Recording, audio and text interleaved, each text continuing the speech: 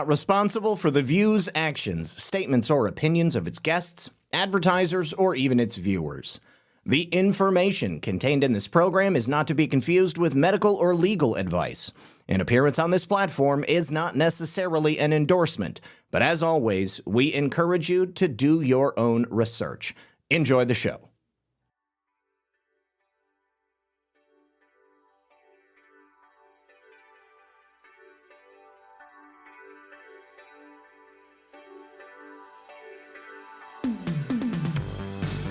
Good evening, everyone. And of course, welcome back to another very exciting episode of Red Pill News Live. Q Patriot Angel on YouTube. The show has begun on YouTube. I don't know why you're not seeing it. You should refresh. Normally, I don't start the show until 5 p.m. on YouTube. I couldn't get the stream started on any of the platforms for like 3 or 4 minutes, so I just decided, screw it, we'll go ahead and hit live at 5 p.m. on YouTube. Either way, glad to have you here. Thank you very much, no matter what platform you're watching on. Stacey Abrams, she was living high on the hog. She almost got away with it, too, if it wasn't for those meddling kids. $2 billion was set to go to Stacey Abrams and Rewiring America, her fraudulent NGO that had never handled more than $100 at any one time. And we clawed back some $2 billion, but guess what? Stacey Abrams still got a $5 million payout. And we only know this because, of course, she had to file taxes. So we're going to hear about that. We're going to hear about some changes in the President Trump administration in terms of the healthcare industry, big changes at that. We've got an update on the elderly woman who was berated for wearing a Charlie Kirk shirt. Big update on the Brown shooting, Brown University shooting, and a connection to another shooting that I've been meaning to talk about for the last couple of days, but I just never got to it. All right, so do me a favor. Sit back, relax, and grab your popcorn. We're about to get into it right about now. All right, good afternoon, everyone. Once again, no matter what platform you're on, do me a favor, hit that like button, hit the thumbs up. Help us out by sharing the show. If you're over there on Pilled, then of course you know to hit the red pill. All right, you guys. So let us begin today. We're going to talk about a very special announcement President Trump made in relation to the rescheduling of marijuana. Now, this was a rumor, I guess, since the first Trump administration, that the possibility of rescheduling marijuana was something that could happen. This doesn't only affect marijuana itself, but also all products and services that are connected to the larger hemp industry as well. So if you're thinking that this is just something that's going to affect people who want to get stoned, it isn't. Take a listen to this. President Trump has officially, through the use of an executive order, moved marijuana from a Schedule I drug, which is the same as like heroin, which everybody, if you've ever smoked pot or you know anybody who smokes pot, you know heroin and marijuana are very different. It moves it to a Schedule III, which means that regulations are relaxed. It opens it up for medical testing in a way that simply wasn't possible before. And it does some other very incredible things for people who are users of CBD products. Take a listen. And it's an honor to do this.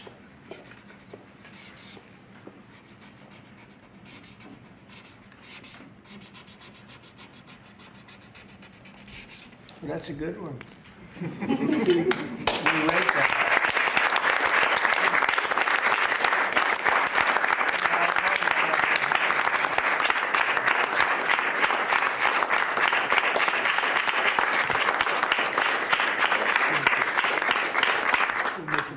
Thank you.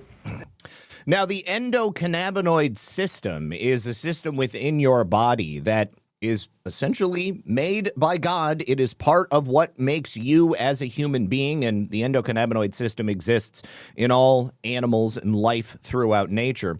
It makes it a perfect candidate for the use of products that are derived from marijuana and hemp. So the CBDs in CBD products you see all over the place, they essentially enter your endocannabinoid system, and they have a variety of medically beneficial effects on the human body. There's so many people out there now who use CBD. It is a product that is non-psychoactive. but it still produces, in depending on its form, all of the positive benefits that people often attribute only to marijuana. So Dr. Oz here with President Trump in the Oval Office talks about how this scheduling change is now also going to affect the use of CBD products. They are now going to be covered by Medicare.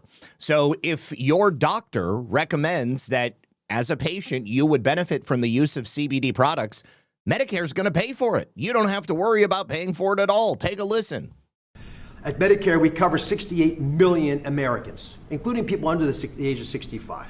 And they did not have a way of providing these treatments until today. With the president's insistence, that's all changes. The innovation center models are going to allow millions of Americans on Medicare to become eligible to receive CBD as early as April of next year, and at no charge, if their doctors recommend them. Thanks to the hard work of the entire CMS team, especially Abe Sutton and Gita Dio at the Innovation Center, the accountable care organizations in this country working in Medicare will be able to provide these products, again, at no cost to patients. Medicare Advantage insurers, and we've been calling them, are also agreeing to consider CBD to be used for the 34 million Americans that they cover. If you can hear my voice and you're over 65, you should pay attention to this executive order because it's going to touch your life. Again, this all becomes active after the first quarter of next year. These CBD products must first meet local and state quality and safety standards. They must come from legitimate sources. They must abide by other regulations of those states. With these boxes checked, patients can be eligible for up to $500 of hemp-derived products each year. This is the first government-led testing of quality and outcomes for patients across different conditions, and it delivers on the need for more data collection and research into hemp usage. CMS is going to collect data, that's our job, on the patients that are being given these products by their physicians. And in accordance with all the privacy and security regulations, we're going to analyze that data. We're going to make it publicly available to everybody to be able to analyze with us. If it shows promise, we will expand access to these products to even more conditions amongst Medicare and Medicaid beneficiaries. I want to thank not just the Secretary, but Marty McCary. We want a lot of companies who are doing this research that approach the FDA for formal approval. That is the right way to move forward. And Jay Bhattacharya, who's hiding in the back, he rarely hides, but Jay runs NIH, and he's agreed to support initiatives to study the data that we're collecting. Now, the good news is, because there are so many companies that have been offering CBD products for the last several years, a lot of this research has already been done in-house. Now, the federal government is going to be able to build upon that.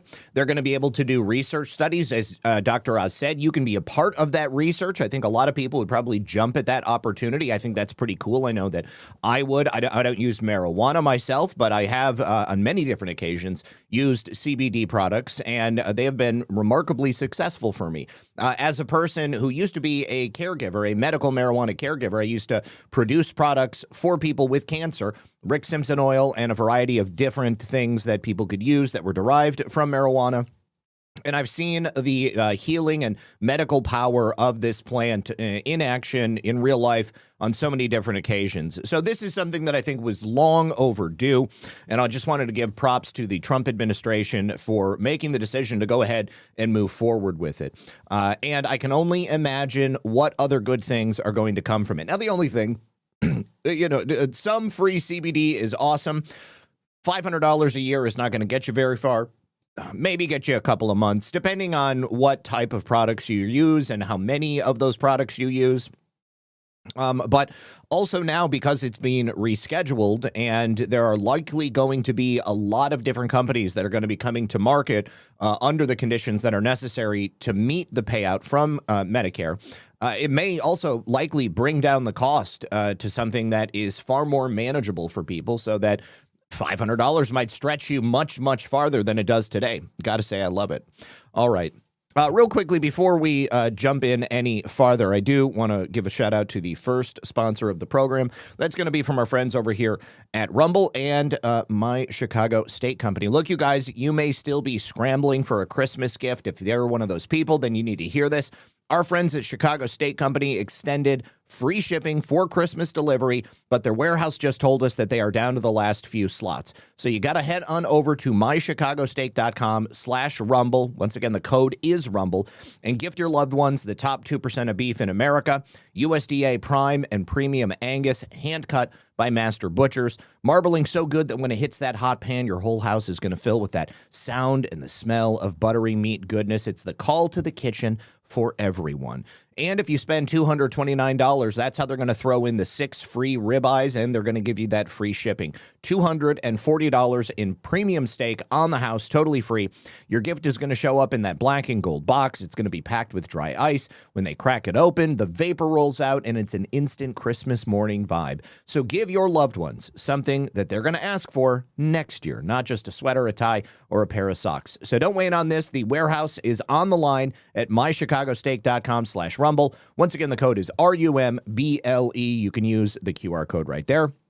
Get yourself the free shipping on the 6 free ribeyes. Thank you very much, Chicago Steaks. And continuing. So I haven't spoken about much about the updates in this case, but we learned pretty quickly that Rob Reiner and his wife Michelle were murdered by their son Nick.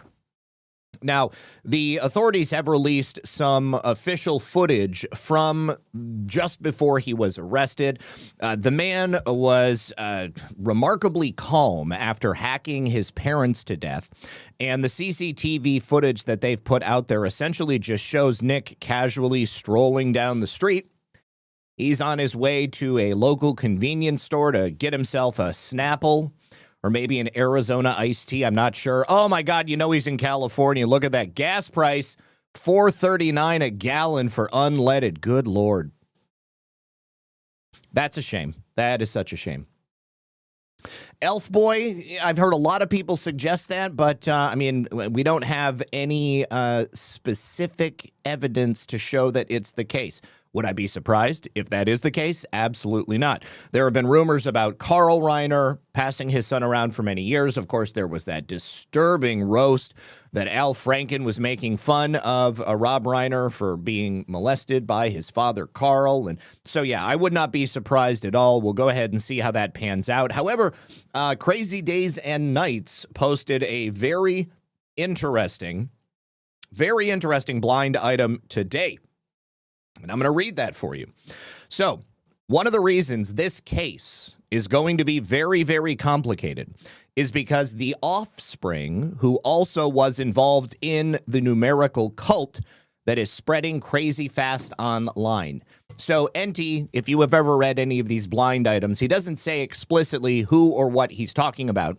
However, it's quite clear that he's talking about Nick Reiner, the murder of his parents, and he's talking about the 764 satanic pedophile cult, which is definitely a major twist in this case. Now, let's go ahead and go back to what you were just saying in the chat about Nick Reiner potentially having been abused by his father.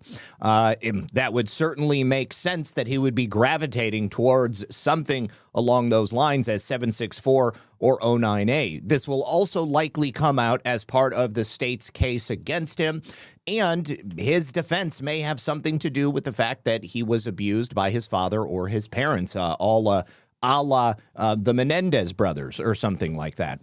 Yeah, this is going to get a lot more mainstream focus if the 764 aspect comes out. And certainly, we've already known, as BX has told us, as you know, we've done the research ourselves, there are people inside the government that are part of 764. There are high-ranking individuals who are part of these pedophile cults. The FBI and the DOJ are going hard against the people who are involved in this. So we are going to learn much, much more as time goes on. But I was definitely piqued my interest when I saw that earlier today. Thanks, Mom, for sending that over. And here is Nick, totally unfazed, again getting himself a Snapple inside the convenience store. And this is that footage that I had talked about as he was arrested. They pulled up on him real quick.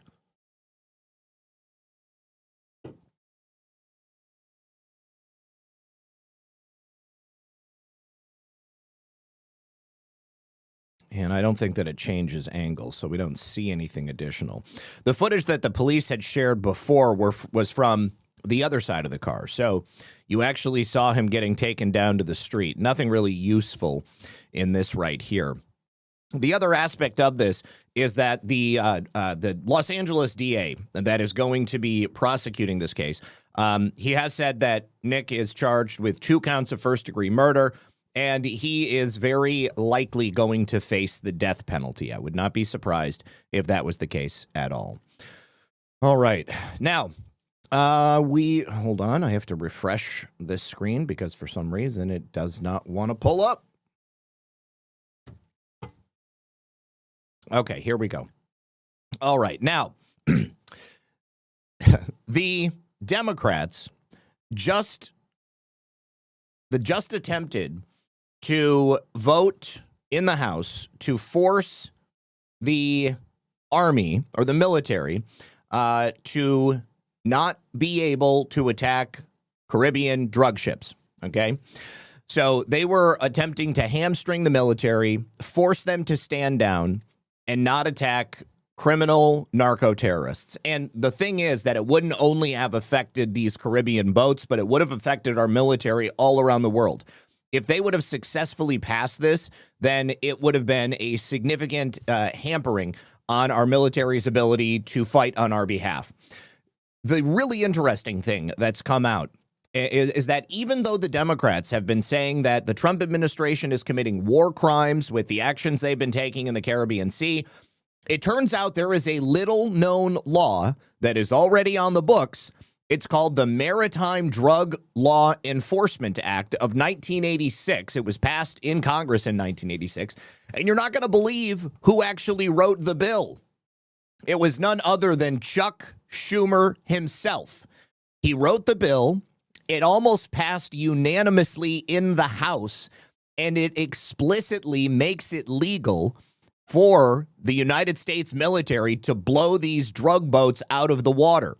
And that was before President Trump designated these organizations as transnational terror transnational terrorist organizations.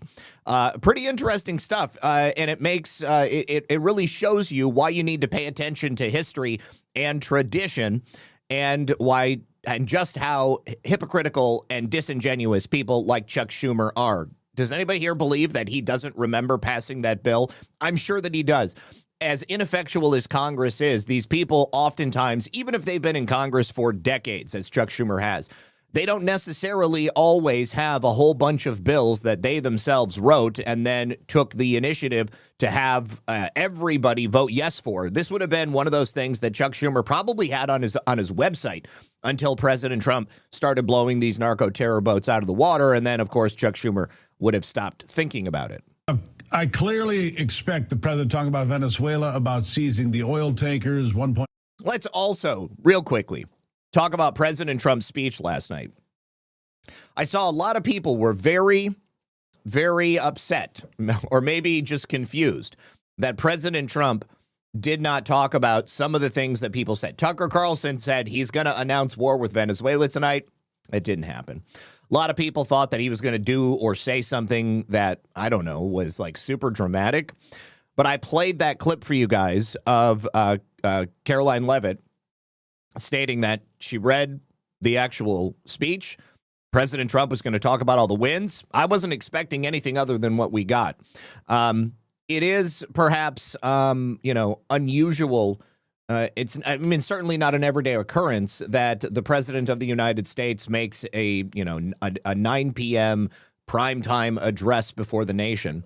But I felt like it was totally on brand for President Trump, and I wasn't particularly surprised. Now, I think that what happened, because we've seen this take place in the Trump administration previously, President Trump likes to keep everybody guessing.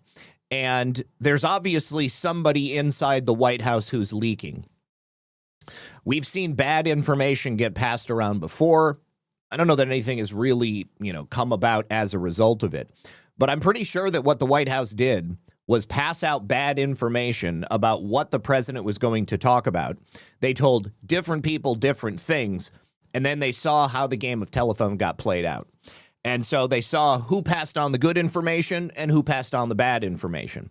And obviously, that's going to be something that will be very useful going forward, so they know who they can trust and who they can't trust. 8 million barrels on the one that they took, the skipper, value of maybe $100 million. But blowing the boats out of the water, the Democrats are on the wrong side of this, Stintz. There's no question about they're on the wrong side because they're focused on the wrong victims. They're worried about who's driving that boat, who's in a boat full of drugs, and who's getting blown up. What they don't talk about are little places like Rapid River, Michigan. 335 people in Michigan's Upper Peninsula, God's country. 335 people, 5 people in that little tiny town have died in the last year from fentanyl overdose. In Grand Rapids, they lost 8 in a single month. These are the real stories that the Democrats don't seem to care about. They're throwing their chips in with the drug dealers, the drug runners, the human traffickers. Nobody buys that. Not here, not anywhere. Look.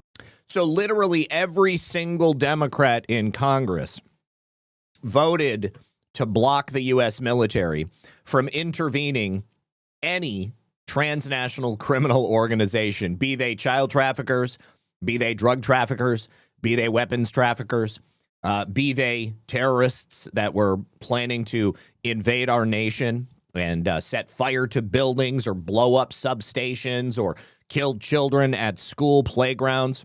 It doesn't matter. They all voted on the side of transnational criminal organizations. So it should probably also not surprise you that nationwide, the approval rating of the Democrat Party is like under 20%. And approval rating for President Trump and the administration is nearing 75%. The moves and counter moves that this administration has engaged in is only bringing about more and more support. And the moves that the Democrats continue to engage in on behalf of the deep state continue to make them less and less popular. And several of the stories we're going to talk about today are only going to make it worse for them. Yeah, Dem approval at 18%. Thank you, Nofe. I knew it was under 20.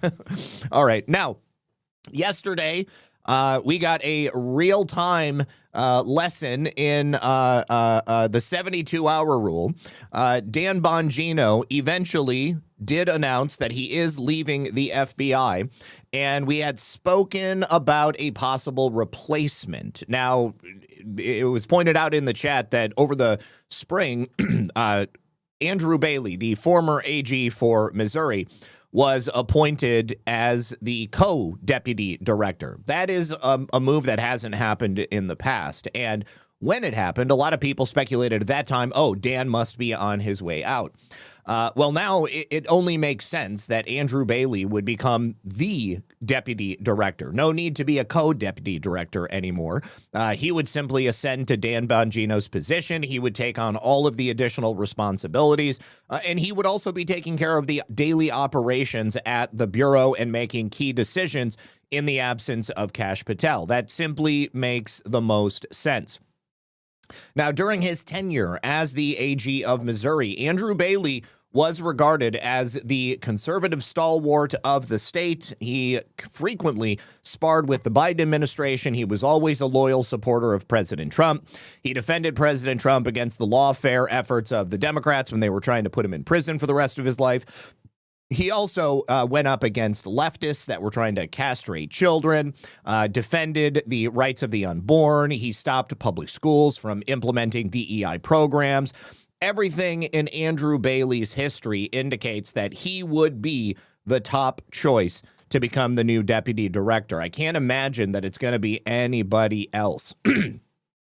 So, Andrew Bailey, I think he's poised. I think he's ready. And I don't think that they would have made him a co-deputy director if they just didn't already plan to make him the deputy director at the end of the day. All right. Now, we also have a new announcement from Harmeet Dillon. First of all, the Equal Employment Opportunity Commission has put out an announcement to white men in America. If you believe, as a white man, that you've been discriminated against, or anybody who's been discriminated against, but particularly white men, because you're a category that has traditionally not had the same protections, then they want to hear from you. Because if you have been discriminated against as a result of your immutable characteristics that you can't control, then they are willing to go to bat on your behalf and to help sue the people who have done you wrong, and they want to make sure that it doesn't happen again in the future. Now, also similarly, Assistant AG Harmeet Dillon has also just announced that she's looking to charge state and federal officials, that means bureaucrats in the state governments and the federal government, for engaging in a conspiracy to deprive conservatives of their civil liberties. Take a listen to King Solomon breaking this on Eric Bolling's show. Tonight on the show, Eric, we're going to have the Assistant Attorney General for civil rights in the Justice Department, Harmeet Dillon. She's going to say on the show, we've already done the interview, so we know what she's going to say. She's going to say on the show that she is looking at state and federal officials for engaging in a conspiracy to deprive. Well, honey, as a woman, you are already afforded a whole bunch of shit that men are not afforded. But anyways, if you've been discriminated against in any respect, like you were told you couldn't get a job or you were not considered for a job, that's what they're looking at. If you feel like somebody was just a dick to you because you're a white person, then you're probably not going to get anything out of that. That doesn't really count. Conservatives, Donald Trump, and Trump supporters of their civil liberties, like what the KKK got charged with 40, 50, 60 years ago. That is a bombshell acknowledgement. Well, the best is yet to come. The FBI is actually part of the DOJ. And the mission of the FBI and the DOJ goes hand in hand. So as the second to the top investigator at the Bureau, working with the DOJ on cases, he would be in a unique position to ensure that the way the cases are handled is going to happen properly. Rather than having purely a law enforcement background and an investigative background, Andrew Bailey has both. So he's the kind of person who can straddle the line between both agencies. And who knows? I mean, maybe he's being prepped to become the number one at the DOJ. We don't know. President Trump has plans. Obviously, we are not privy to them. By a top Justice Department official that we may see soon. It's not the crimes we thought, right? Not going to be corruption, not going to be obstruction. It's going to be every conservative who got debanked, who got prosecuted falsely. This is going to be good. Their civil liberties were deprived, and it's going to be charged as a crime, which we haven't seen since the 1960 Civil Rights Movement. That is a big moment. I think people will look forward to see that interview and say, wow, that's a big deal. Make sure, folks, you keep it right here on. All right, so anybody in the chat, were you debanked? Did you have your civil rights violated as a result of your belief in President Trump and the MAGA agenda? Have you been identified as a conservative and had your civil rights taken from you? What was Mike Lindell's event called? The one where I was that was the moment of truth. Yes, Mike Lindell's moment of truth. Yes. So, yeah, I think that it's every single person that happened to. And let's be honest. I mean, I had my YouTube channel taken away. I had my Twitter channel taken away. Obviously, I had a lot of articles written about me by the fags and retards at Media Matters and, plenty of other mainstream media outlets as well. But a lot of that was done at the behest of agents of the federal government. And if it was happening on behalf of agents of, say, the state government of Michigan, who knows? We'll see. But I would love it if I could sue some people and put them in prison for what they did to me and so many other people. That would be amazing. Oh, they took multiple PayPals from me. They did. You know what? That's right. They took my PayPal and they took my Cash App. Yeah. Okay. Well, I'm going to reach out to Harmeet Dillon. Let's see what's up. Yeah, fags and retards, new case, fags and retards. Let me say thank you to Cyrus the Great. He says, friends of mine in Russia are saying there is a rumor coming from the military brass that America is no longer their enemy, and we are shadow allies. Or Tanye Soiznuk, which means secret friend. Your friends in Russia are well informed. That is the truth. I mean, I think that it's been that way since President Trump came back into office. Maybe there was a little hand-holding and massaging that had to go on for everybody to feel comfortable with that. But I mean, go back to President Trump's first term in office, and what if Vladimir Putin, Xi Jinping, and President Trump were working together to take down the deep state? I believe that has always been the plan. That's what they've been doing in the background this entire time. Eden's Refuge says, I knew POTUS's speech wasn't to be doom and gloom. He's proud of how far we've come, and he's not going to lower the vibes before Christmas. Yeah, exactly. I think that President Trump wanted people to go into the holiday season remembering, all of this good stuff that's happened. Because like Brad and I were talking about it last night, and some people want to see certain things. Doesn't matter how many good things they see. They say, well, President Trump needs to do this right now or else. If we don't see this, then nothing else matters. Okay, well, you know what? Life, generally speaking, for most people is just like a big bowl of shit, okay? And you got to sift through that shit to find the pearls or, the change at the bottom of the bowl, if you know what I'm saying. I mean, life isn't easy. This world isn't perfect.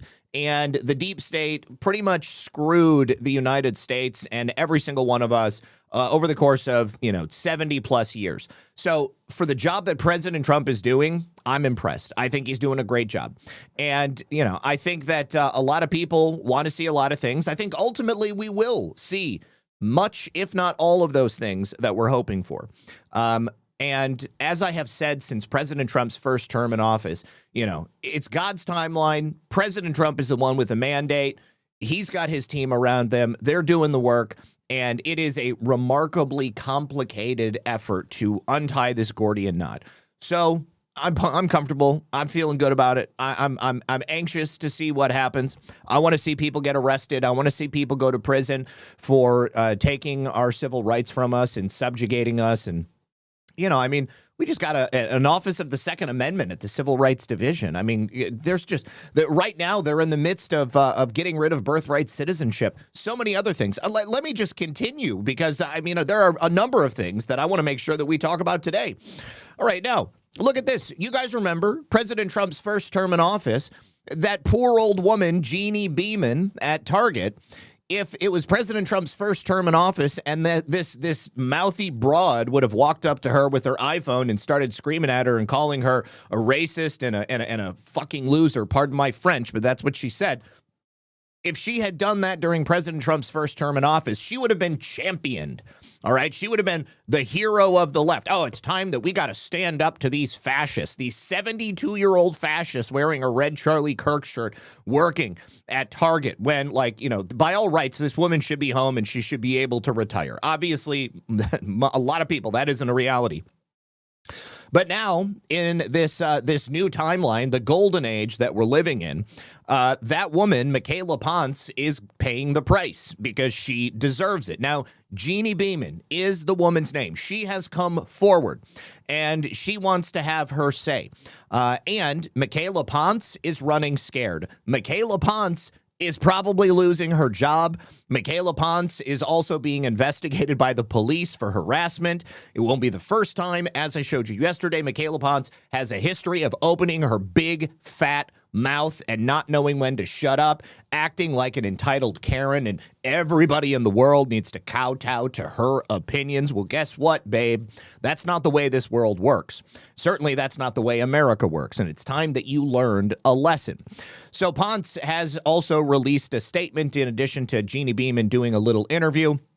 Now, the statement does not sound anything like what she sounded like in that video. It is very clear that she is attempting to do major damage control.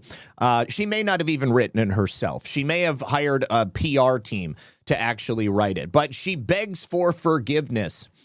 Probably because she knows that if the police announce that she's got more felony stalking or harassment charges, not only is she going to lose her job in the healthcare industry, she might stand to lose her home or her car. Maybe her husband's going to leave her. I don't know. But I also have great news about Jeannie's Give, Send, Go. Yesterday, it was like $160,000. Now it's up to $233,000. Jeannie, she deserves it. Okay. I love seeing the nation come together, just a couple of $20 donations at a time and giving this woman some peace and quiet in the later stages of her life. She deserves it. She was such a class act while this woman, Miss Ponce, Michaela Ponce, was just berating her completely out of nowhere. So if you missed it yesterday, for whatever reason, this all occurred at a Target in Chico, California. Michaela Ponce uploads this video to her TikTok account. She thinks that she's going to be this big star, like sticking it to the man, a 72-year-old retiree who's working part-time at Target because she's wearing a Charlie Kirk shirt. The exact opposite happened. Now, before she locked down her TikTok account, her channel featured videos which showed her complaining about her mother wanting to gift a Bible to her teenage nephew. Oh my God, can you believe it? She's going to teach my nephew about Jesus Christ. She threatened to start a blog exposing all of the secrets of people who live in her town and laughing about people in her community who believe that she has a hit list. It sounds like she did have a hit list. I mean, what kind of a person? She has to live with these people in this town, but she's such a deluded maniac. She thinks she can go on TikTok and terrorize people, threatening to write a blog about all the dirt that she knows about the people who live in her neighborhood. There have also been discovered numerous, seemingly endless complaints about the way Michaela Ponce behaves. I guess there are a number of local Facebook groups who were already tracking her activities because she's such a local loudmouth. Now, in the video that Jeannie Beeman uploaded, in the video that Ponce uploaded of Beeman, she essentially demands to know why she's wearing this Charlie Kirk shirt. She calls Jeannie effing stupid, not saying like the shirt is effing stupid, but this 72-year-old woman working part-time at Target is effing stupid. She accuses her of supporting a racist. She also demands to speak with the manager. She said, this is going to get taken over your head. And Jeannie's like, have a nice day. Like, you're obviously mentally ill. She was totally calm all throughout it. So here, take a look. This is Jeannie. Again, this woman is so classy.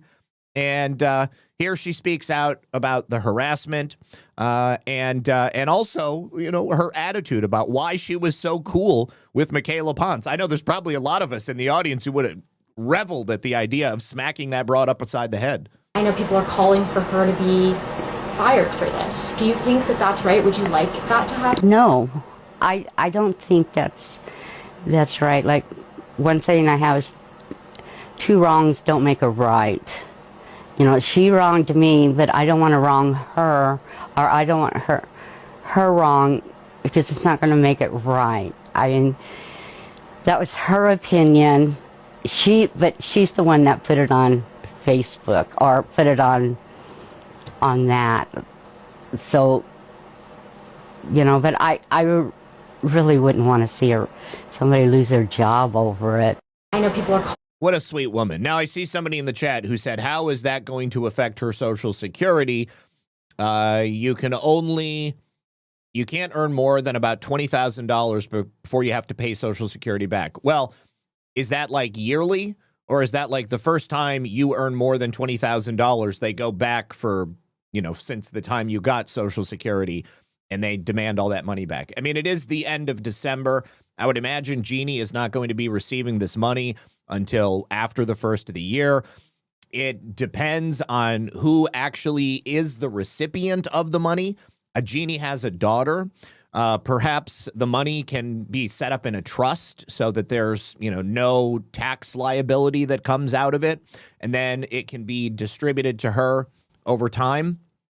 Thank you so much to Melody for the donation over on Ko-Fi. Just in case you guys don't know, you can go to ko-fi.com. You can donate to this show through there in increments of whatever you like. I think that it starts out suggesting $5, but you can go as high or as low as you want. Melody just donated $20. Thank you so much, my friend. I really appreciate you. And she does not have a special message in here. But the great thing about Ko-Fi is that you can leave a message in the same way that you can with the Rumble rants over on Rumble. And then, of course, Trump shows up dancing on screen. Now, either way, this is not going to be money earned by Jeannie. This is going to be a gift or a donation of some kind. I would imagine, considering how large the money has gotten, there are people probably out there who are looking to advise her to ensure that she doesn't have some like inordinate burden as a result of getting this money. So, we'll see what happens. But it's like the guy that we talked about in Brighton a couple of weeks ago, the Korean veteran who was gifted, how much? He got like $2 million or something like that. I don't even remember how much he got. He got a lot of money, though. And I would imagine that whomever it was, they probably went through a process to make sure that he wasn't going to get screwed. After 70 years old, no limits for income. Thank you, Sonny. It's a moot point. Everything that I just said doesn't matter. Jeannie is 72 years old. All right. Now, I'd also like to play for you the statement that was written by Michaela Ponce. I believe it was written, I'm sorry. It was read by the CEO of Enlo Health, which is the company that Michaela Ponce works for. That is, no. This is the public. No, this is the statement that we saw yesterday. Hang on. Let me go back to the article because we already saw that. I want to see the statement from Michaela.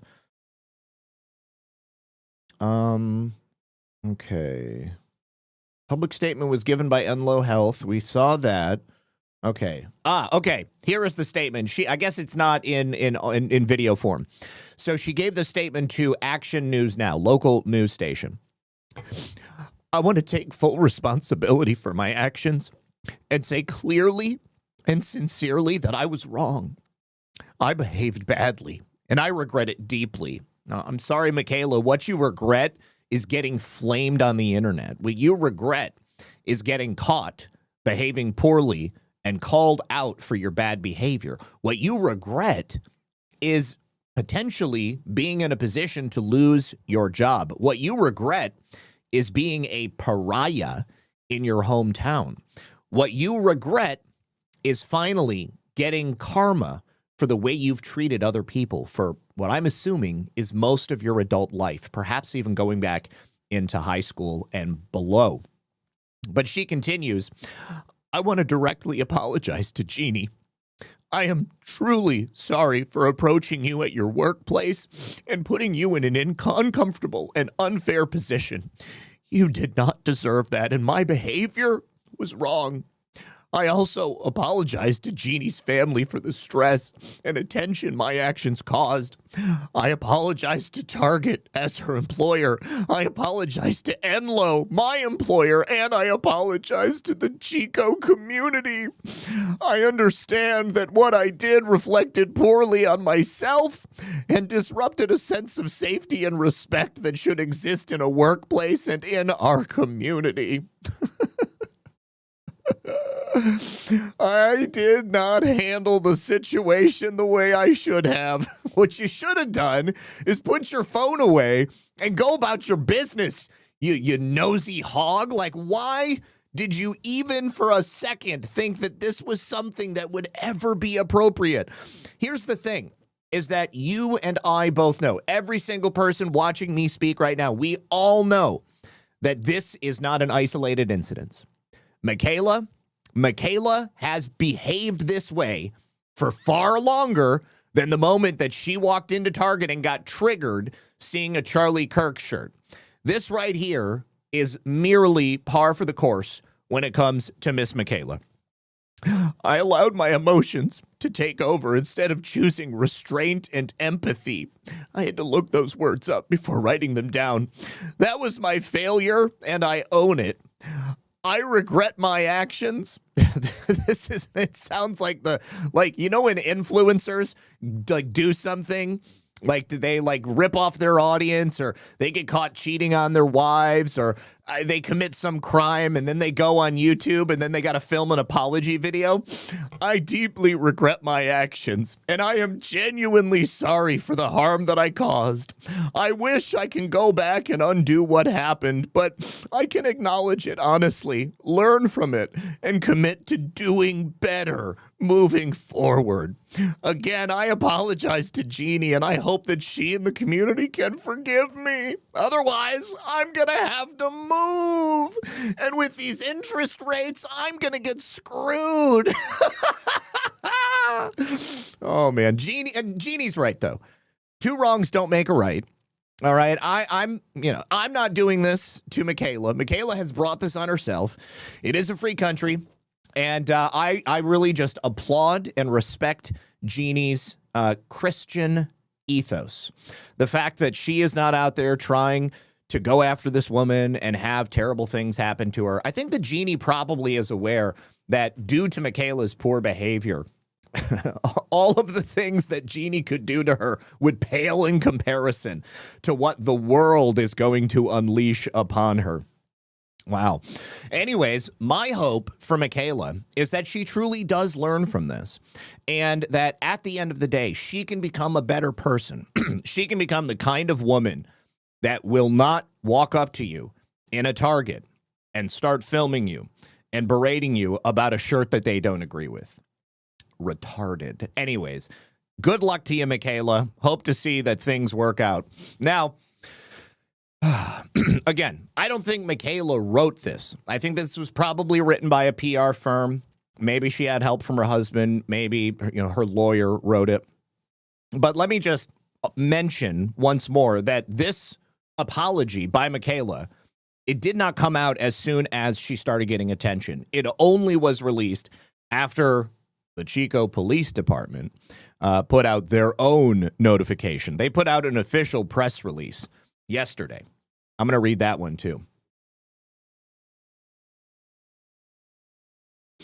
A statement from the Chico Police Department regarding the Target video right here. Viral video investigation update. The Chico Police Department was made aware of the video circulating social media on Tuesday, December 16th, and immediately made proactive contact with Target. Upon confirmation that this incident occurred at the Chico location, we initiated an investigation. As a law enforcement organization, we have an obligation to uphold the United States Constitution. Specifically to this incident, the First Amendment provides various protections related to the freedom of expression. An individual's ability to express themselves can be thought of as a spectrum, with free speech on one end and criminal conduct at the other end of the continuum. After a careful review of the available facts and speaking with the Target employee involved, we have determined that the actions of the woman recording the video do not meet the threshold for criminal acts. While we recognize that this topic is emotionally charged, our role is to evaluate whether or not any criminal conduct occurred during the incident. As a result, there are no criminal charges appropriate to file in this case. However, this incident serves as a reminder of the long-standing principle that while individuals may have the right to say certain things, exercising discretion and consideration for others is always advisable. In other words, just because you can say something doesn't mean you should. Well, that is a rather classy way to let this woman off the hook as well. And you'll remember this woman, Shiloh? She caught a Somali kid stealing things out of her purse, and she used a racial epithet to describe him. She used a number of words, mean words, to describe him. They went after her because the guy who filmed her, somehow related to the child, he, of course, also being a Somali, he claimed that it was a hate crime. One thing that I would like to see happen in this administration is a dissolution of any hate crime laws that are on the books, like returning to a point of normalcy when it comes to First Amendment expression. Just because you're offended by something doesn't mean that you're right in the way that you feel. It also doesn't mean that the person who offended you did anything illegal. In my opinion, there is no such thing as hate speech. People say hateful things all the time. However, certain classes of people have been given special consideration, which in and of itself is a form of racism against the other people who are not given consideration in the exact same way. So I think we should push for that. I think that there should be a loosening of hate crime laws, and people should be able to say abhorrent things that you don't agree with, and you have the freedom to not allow it to affect you and to ruin your day. People say mean shit all the time. I could care less. So anyways, Chico Police is not going to be doing anything. Jeannie is not looking to take this any farther. She's obviously come out on top. Good for her. Michaela, whatever the world throws at you, you deserve it. All right, next. We have to talk about Brown University. Number of major updates in this case. Now, as we have shown over the last several days, there has been a lot of controversy over what the state of cameras were inside the Brown University campus. First of all, they published their camera plan. The entire city published their camera plan, so you knew if you were an assassin exactly what direction you needed to go to stay away from as many cameras as possible. And inside Brown, this place had more cameras than any place else in Providence, Rhode Island. Now, the university administrators, and I believe the police as well, said that there were no cameras present in the room where the shooting took place in the murder of Ella and Muck. They said no cameras in the older portion of the Barris and Holly building, which is where this shooting over the weekend took place. However, Google Images show several photos that appear to be from the exact same room from an elevated location. It was classroom 166. This is where the shooting took place. And guess what you can see inside the classroom? Cameras. Yep. 100%. There are cameras.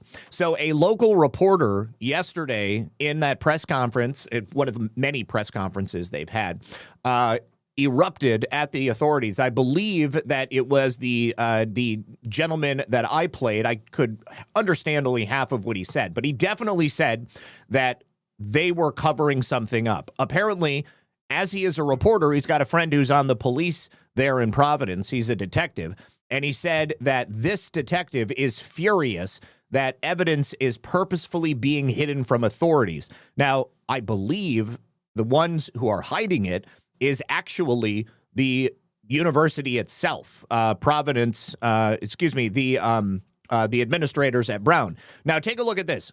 What you want to pay attention to inside this photograph, and I realize, like, this is a tiny photograph, but if you look where my mouse is, just to the left of this projector screen, you can see that there is a projection from the wall, and it is a little bit blurry, so let's take a look at it from another angle. Okay, also a little bit blurry, but it actually looks a little bit more obvious. Well, if we take a look at a much higher resolution image right here from Fox News, you can see that it is much more obvious that this is a camera right here. This is a security camera right here.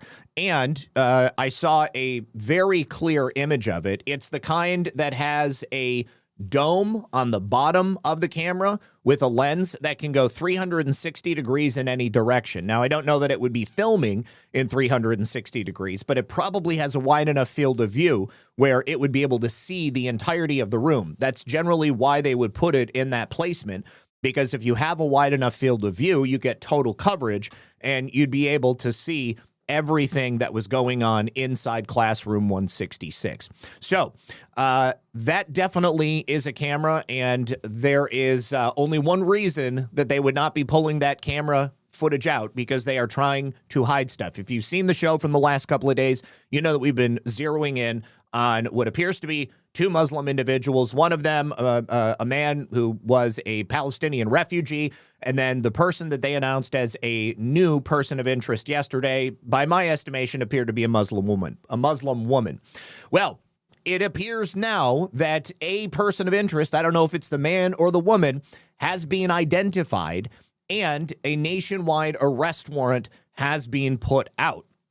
So the search for the man seen in the video surveillance is underway. The name of that individual has not been publicly released. However, they have identified who he is, and law enforcement has been able to put a couple of different pieces together. Now, one of the reasons that it seems they were able to do this is because they actually found live bullets there on the scene, which means that there possibly were fingerprints or DNA that were on those bullets. And I believe, okay, no, we saw this yesterday of the shooter walking right by police. We saw the footage that the FBI released. It was like 7 minutes worth of footage. But this is a major break. Now, it gets very strange. Also, 2 days after the shooting at Brown University, there was also a shooting at MIT. An MIT professor and a brilliant fusion energy scientist, a man who originally came from Portugal. I don't know if he was an American citizen or if he was just here on a student visa, but his name was Nuno Loureiro. Nuno Loureiro was shot and killed inside his home. It appears that the police in Boston got together with the police in Providence, and they have connected these two shootings. So, yes, it does appear to have been a hit. Now, this man was brilliant, okay? He was onto some stuff. He was like openly talking about, being on the cusp of bringing free and unlimited energy to the entire world through nuclear fusion. Essentially like the holy grail of cold fusion. And, we've talked about this in a number of different forms, but this is exactly the type of people that you don't want to have assassinated. Now, what's interesting is that the only public suspect that I've heard mentioned, Israel thinks Iran did it. Well, guess what? Iran thinks Israel did it. And now it would appear that whomever was involved with both of these shootings are the same people. Take a listen to this report from the local ABC station. The two attacks may be linked. And this is from multiple law enforcement sources to both us, our 5 Investigates team, and ABC News. And that information about this connection was developed in the last 24 hours as detectives working on both cases. So Providence Police taking the lead in Rhode Island and Brookline Police with Mass State Police taking the lead here in Massachusetts. They compared notes and the sources said investigators believe they are close to identifying. So, one of the leads that they had out of Providence was a gray 4-door sedan that was apparently lingering in the area. They've also determined in Providence that those two people that we showed you yesterday were allegedly only hiding a block away from Brown University. This is where they hid out. Looks like they likely left in this gray sedan. That exact same gray sedan was seen sort of malingering in the same way at MIT in Massachusetts. A suspect, which would be a huge break. Yeah, and frankly, a sigh of relief for the whole region. Absolutely. And you mentioned, them comparing notes. We only have those enhanced images of the person of interest in Providence. And as you mentioned, in Brookline, these are both pretty residential areas, right? Very residential areas. And we talk about what happened to that MIT professor here, Nuno Loureiro. There are reports that neighbors heard the gunshots that went off and likely were able to look back and see if they had any video or anything like that to go into their investigation, hopefully is leading police to figure out if there is a possible link here or not. Our Emily Maha is in Providence. She's at Brown University. She has been talking with professors there on hand, talking with students there throughout this investigation. What are you hearing now with this new update that's been coming in? Well, Jessica, you had mentioned this is kind of the first really big update we've gotten in several days. And people here, people in the community, students, staff, faculty, they're anxious for information. They're anxious for any kind of answers, any kind of way to help. So, considering the fact that we don't have a name yet, we don't have a specific suspect, like I suggested yesterday, the person that we've been looking at, this Mustafa guy, his ideology is literally word for word exactly what the Turtle Island people's ideology was. The deep state has been brainwashing and programming generations of Americans. They have, in my opinion, well, I've said this before, but when MK Ultra was shut down, They closed down the official program. They destroyed all those records, and they said, wow, we're not going to do any mind control stuff from here on out. I think they moved it from the universities and the medical institutions out into the public. And I think that they took what they learned from the decades of research into mind control and they rolled it into a public release. It's one thing to shatter a child's mind in a university or research or medical setting, turn them into a sex slave killer. But it's another thing to organically brainwash and program an entire generation of children so that they grow up and they become organically radicalized and programmable. In addition, we have no idea what is pumping out of these devices. We are surrounded by electronic devices all the time. In recent years, they've admitted to the variety of voice-to-skull technology they have, the Havana syndrome technology, things that we don't even know what they are, and they could use it to control someone. They could use it to get them to do whatever they wanted. The best assassin is going to be a person who is truly ideologically motivated and believes that what they're doing is a just and noble cause.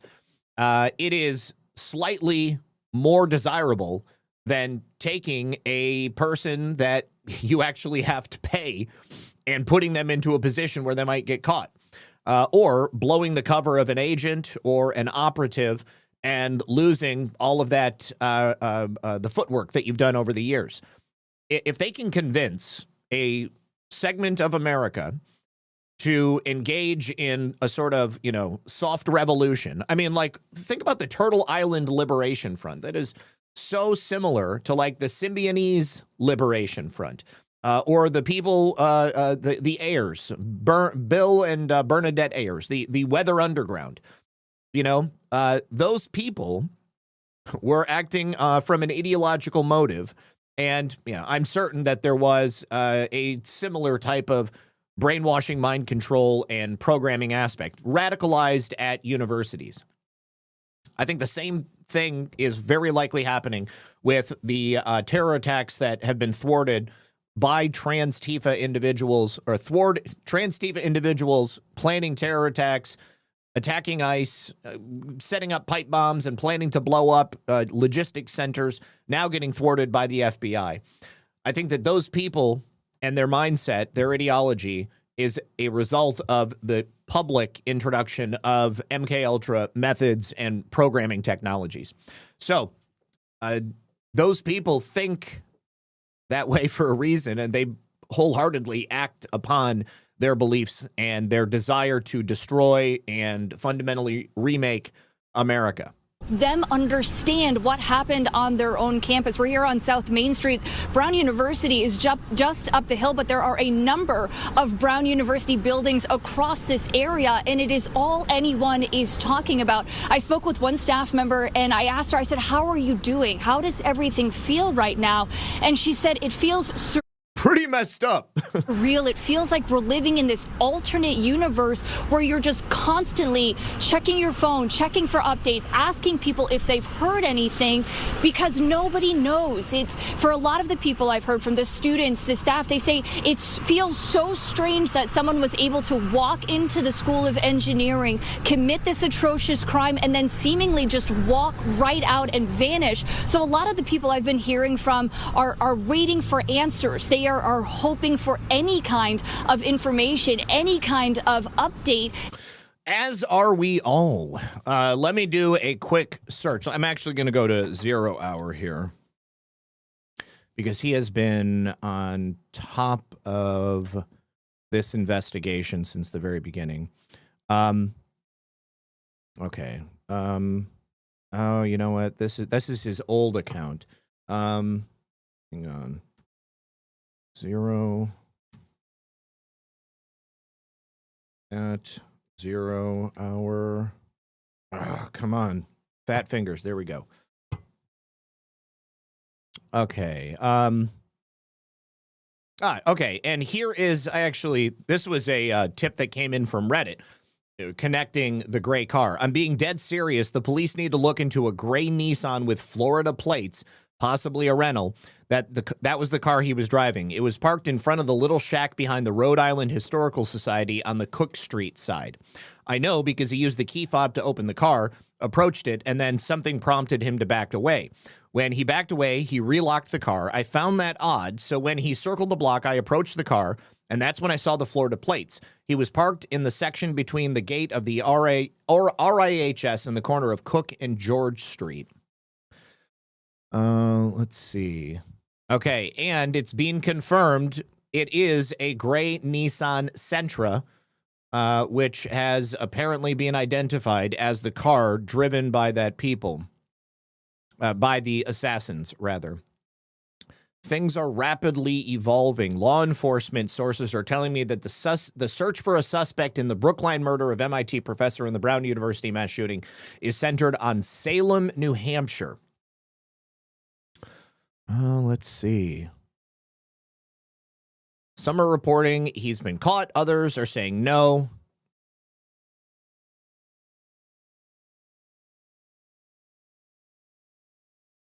Okay, that's a feed from New Hampshire. 59 minutes ago, standing by at police HQ. Manhunt is underway. Okay, hang on. Let me do a quick search for Brown University shooter. How cool would that be if they arrested people while we were on the air? Oh, yeah, here's another thing. The cameras at Brown University were turned off because 34 human rights groups and the Palestinian Liberation Organization on campus had requested that the administrators disable that CCTV system because they didn't want their pictures taken. Okay. And, oh, God, and look at this. The Sheldon White House yesterday said that the public should shut up about their opinions on the shooting. No need from an investigative point of view for people who have no idea what they're talking about to offer their stupid and ill-informed views about what happened all over the internet. So I would please, just from a law enforcement perspective, ask anyone who sees this to just shut up. How ironic is it that tips from the public are what likely ended up getting this investigation to where it is? We have been 2 steps ahead of the police since the very beginning. Oh, this is a joke, but I did see this earlier and I thought it would be funny. We're asking the public to please stop referring to him as the as this has an inherently... Hang on. Thank you very much to Freedom76 for the 5 subscriptions over on Rumble. Again, this is a satirical news conference. This guy put himself in here and he made himself look this way on purpose. We're asking the public to please stop referring to him as the...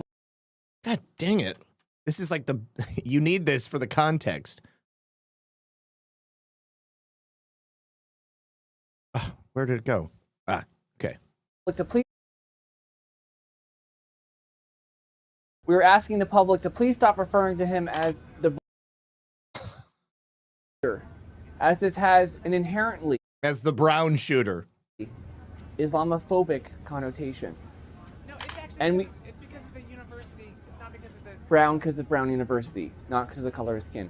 Right. We are also asking the public to please stop posting photos of Mufasa Carmax. We would, for the sake of diversity, really like to pin this on a different ethnicity, because it is unfair to keep blaming Islam for every violent act they commit. Let's do better. We're asking for every violent act they commit. Thank you very much. Over here on Rumble, Trisha says, oh my gosh, what if all those weirdos with pink hair, tattoos on their faces, and piercings jump on the bandwagon of discrimination? Oh, I don't know. I think they're already on the bandwagon. Surter says you can't make more than your payments or have more than $2,000 in the bank on Social Security. And we address that. Duke Nukem USA, what's up, homie? The pendulum swing is real. You make a great point of how opposite the reaction is to that sweet lady. What it would have been in 2016.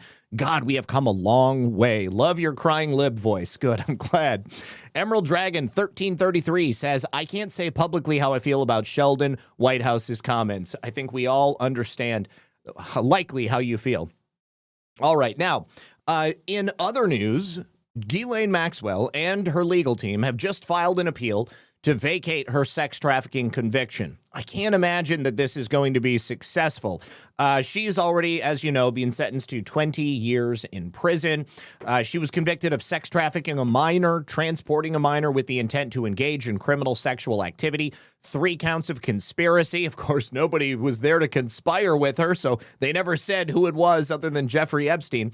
But it was all in part due to the recruiting, the grooming, and the trafficking of those young girls that Jeffrey Epstein and her, along with a whole bunch of people whose names we know but have not yet been convicted, were involved in. So she has already exhausted her direct appeals. She's also filed an appeal with the Supreme Court. That was in April of 2024. That was rejected last year. But now she has filed a habeas corpus petition with the federal court. So this is a habeas corpus petition to vacate her criminal conviction. She alleges government duplicity in her prosecution and cites items that have been released by the Epstein estate. This is rather interesting because is there anybody here that disagrees that the government was duplicitous? I think probably not. Let's go ahead and see.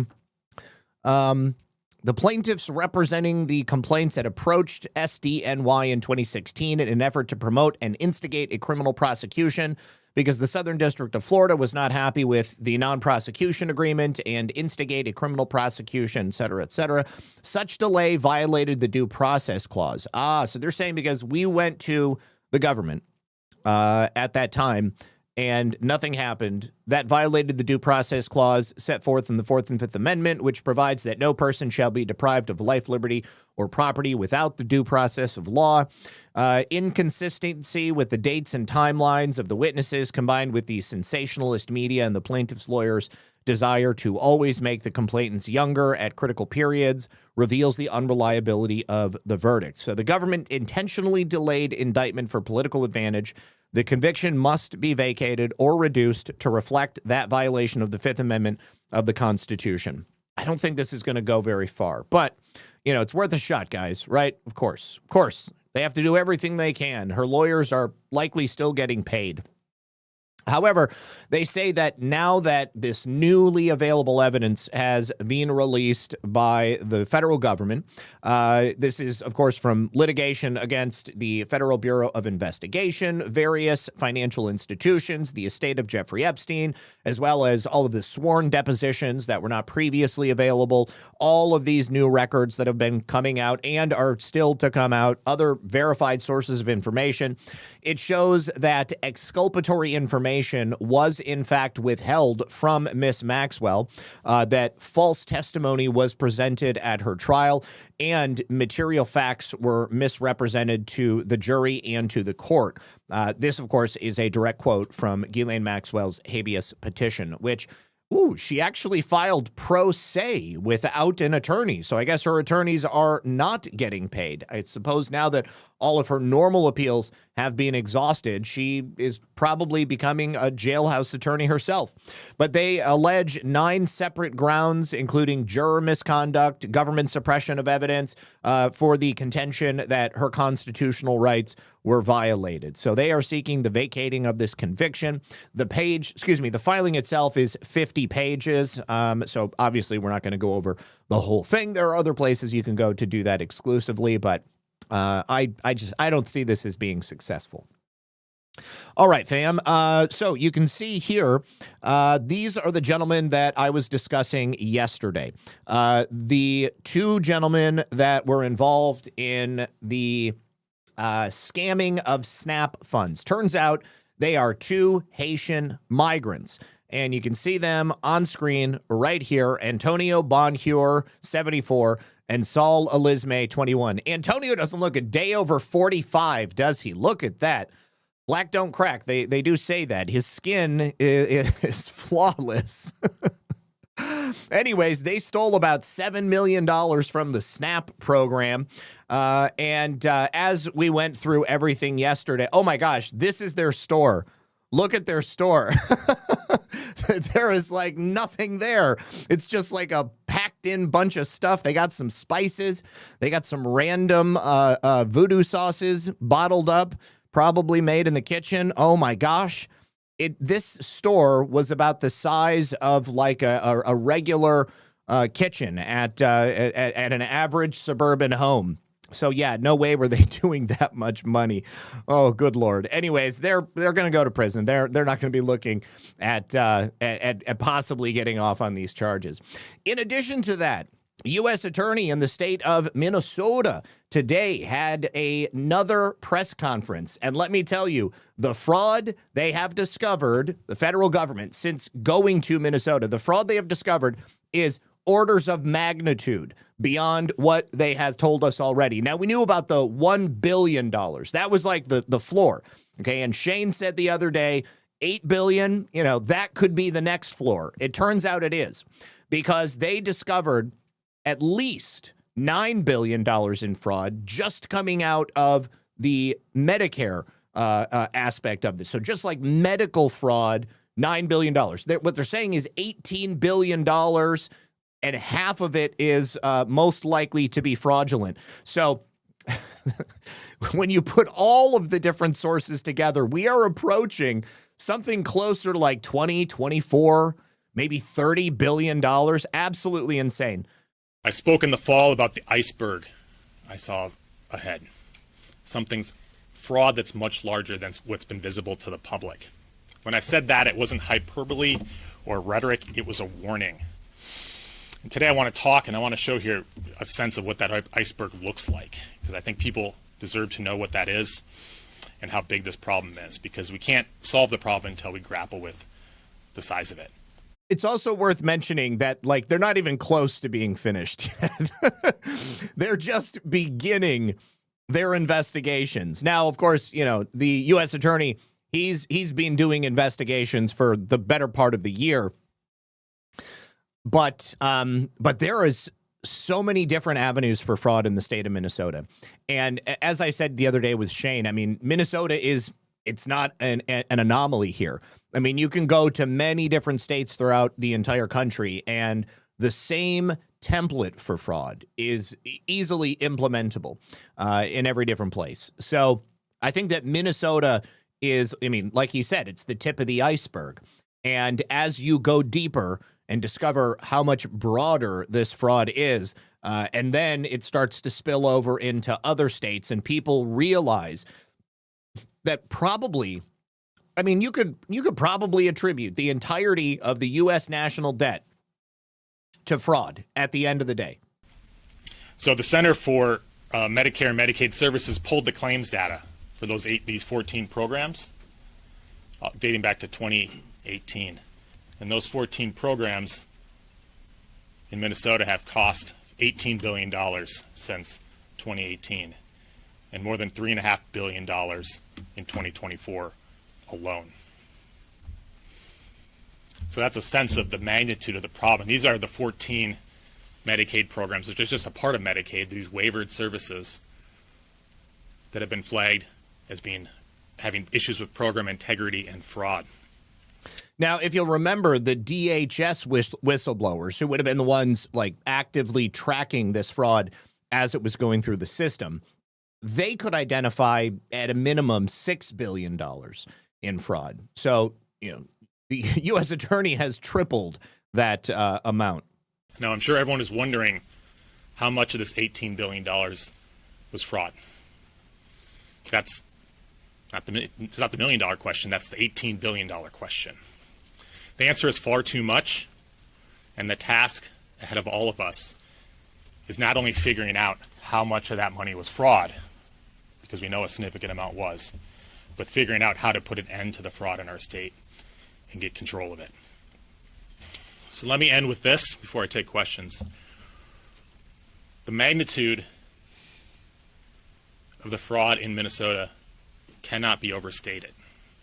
All right, somebody in the chat asked his name. He is the U.S. Attorney from Minnesota. His name is Joe Thompson, Joseph Thompson. It's staggering amounts of money that have been lost. Staggering amounts of money that have been lost. So much fraud that they are having a difficult time figuring out exactly how much.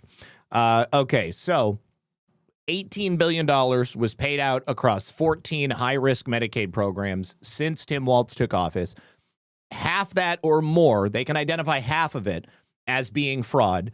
The rest of it has serious red flags. So highly likely that all of it is related to fraud. Now, also, good news.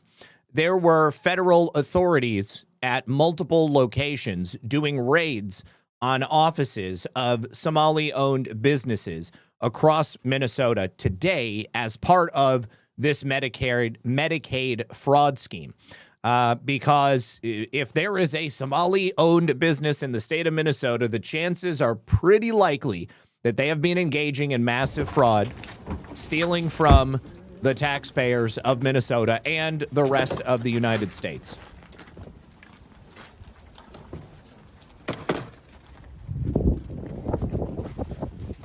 So this is at just one location. And the name of this company is Ultimate Home Health. I'm not sure. There's been so many of them, I can't keep each individual one straight in my mind. So I don't know if this is one of the many companies that we've already spoken about.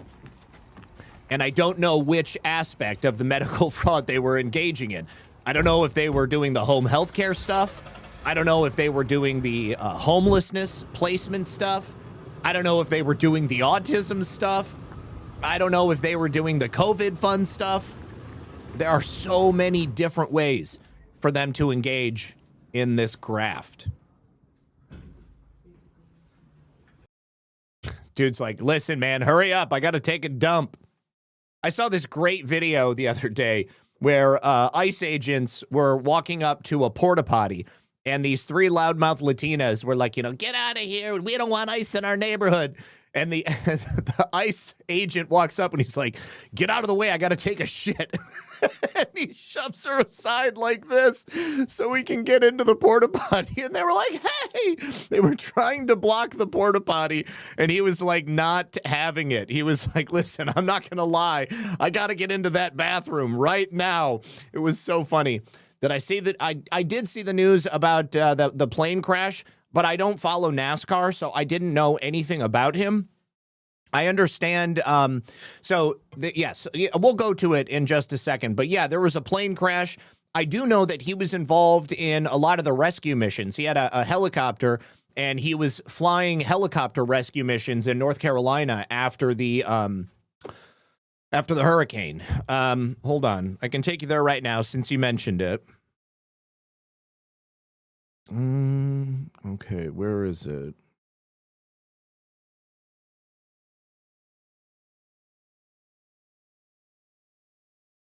Well, okay, here it is. His name is Greg Biffle. Oh, God, his wife and children were in the plane crash. All right, so Greg Biffle, his wife Christina, and his son Ryder were on that plane because they were on their way to spend the afternoon with us.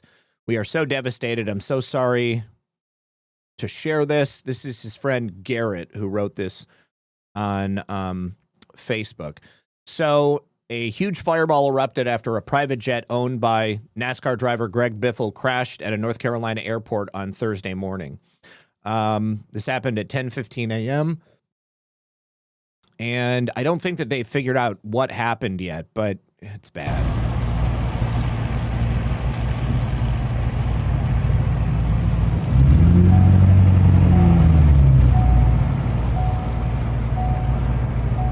Very sad. So horrible. All right, so that story is still developing, and obviously once there's an investigation, we'll hear about it. All right, so, another adult was in the plane as well. Tragic stuff.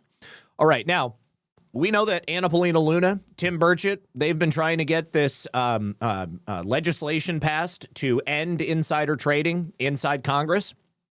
Well, I guess that a number of Democrats have come forward to speak to media and let them know that one member of Congress who does not want this to pass is none other than House Minority Leader Hakeem Jeffries.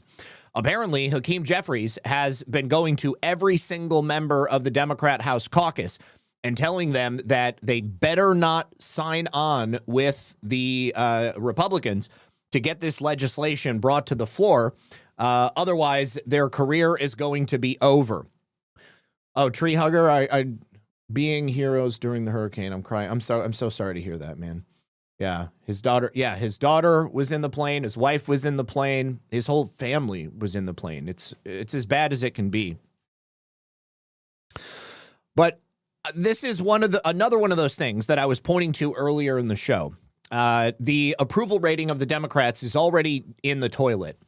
And now that people understand that these individuals are just as corrupt as we have always thought they were, they're fighting to save their ability to keep getting rich in Congress. Let me tell you, if this passes, I think we're going to have a much easier time getting real patriots into Congress, because there won't be a reason for these individuals to run for office anymore. They're not going to get rich essentially going to Washington, D.C. and doing nothing at all. I think that people are not going to want to run for office anymore because it won't have the same inherent benefits. We'll see how it pans out. But Luna she currently has a petition that includes 74 backers. 59 of those backers are Democrats. There are more Democrats who have signed on for this petition. Now, with these signatures, it forces it to the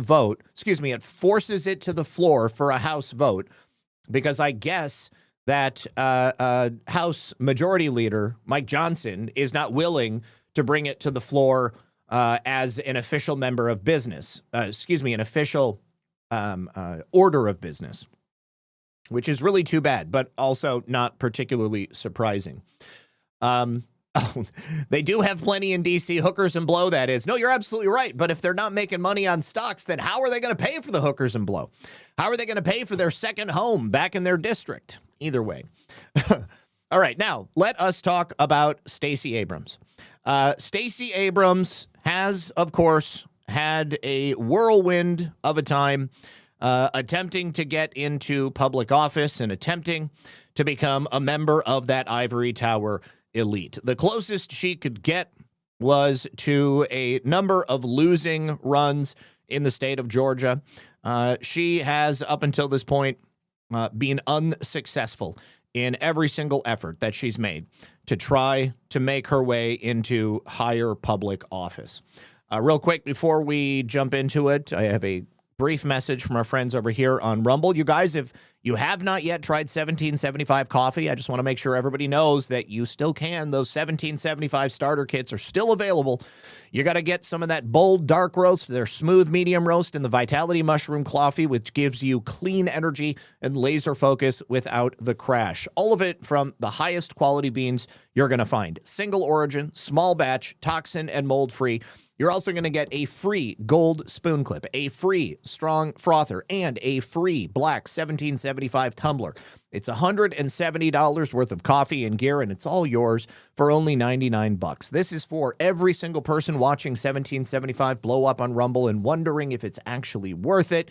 It is, and the only way you're going to find out is by going to 1775coffee.com/studio and grab your starter kit before they're gone. Bold beans, clean fuel, and a morning routine that stands for something just like Rumble does. Use that QR code on screen and give 1775 a try.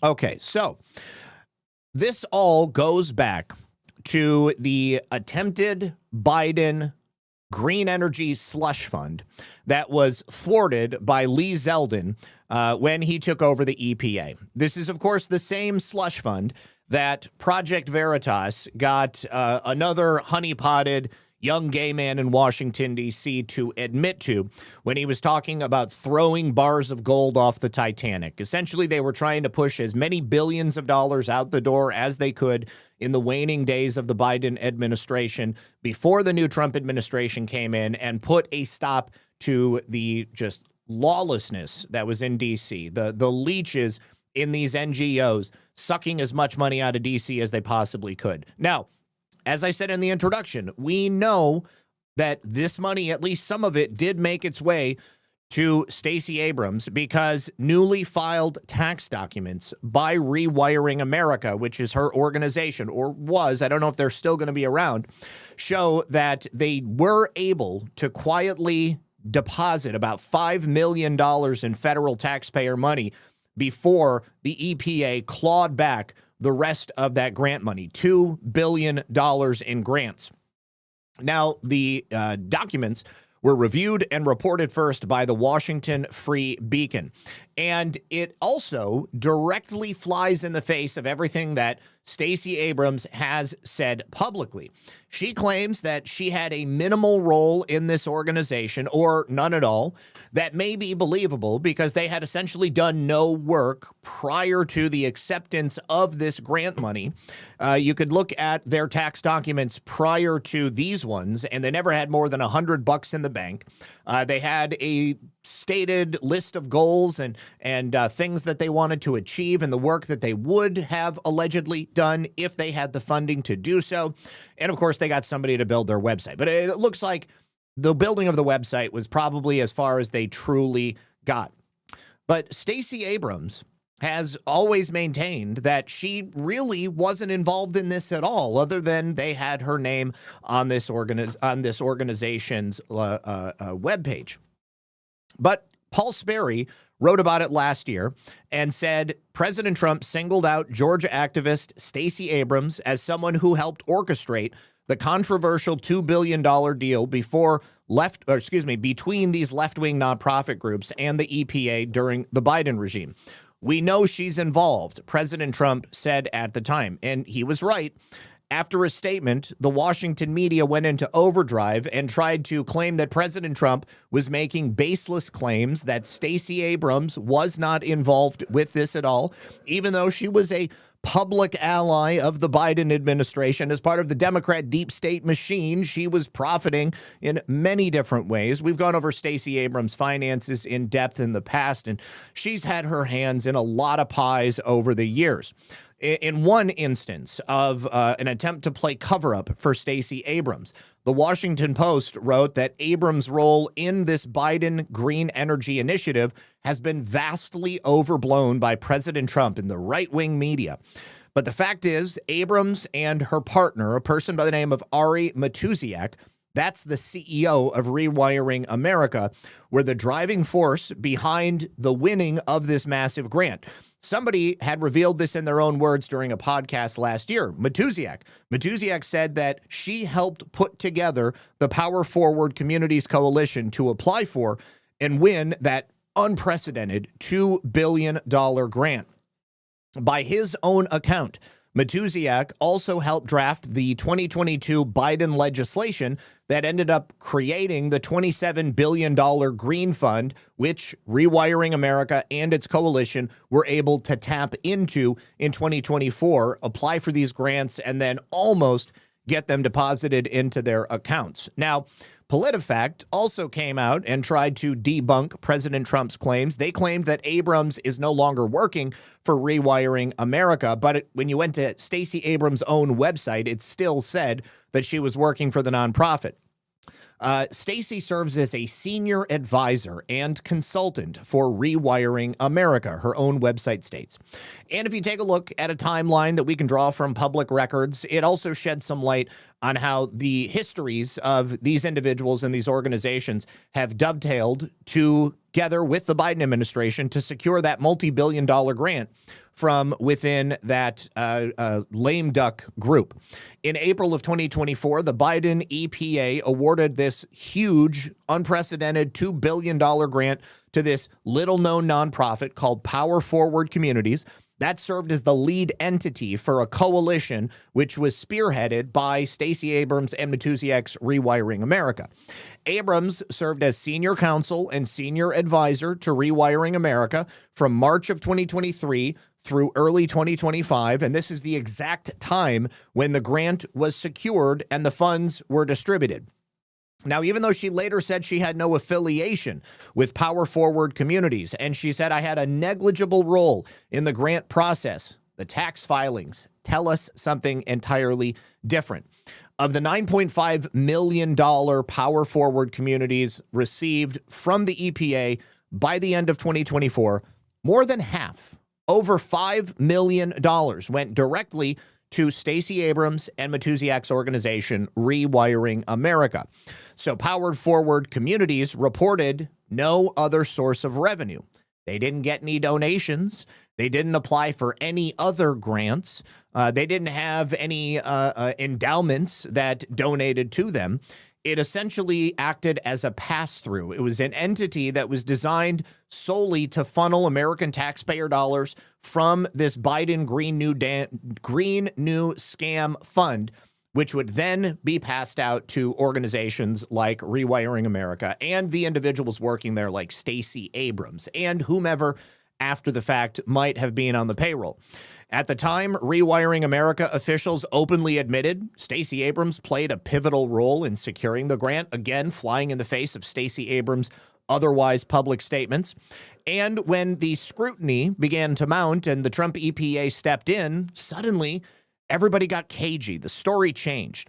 Lee Zeldin had, of course, terminated that grant after there was reporting from a number of different entities out here in the media, and Power Forward Communities attempted to just distance itself from Stacey Abrams entirely.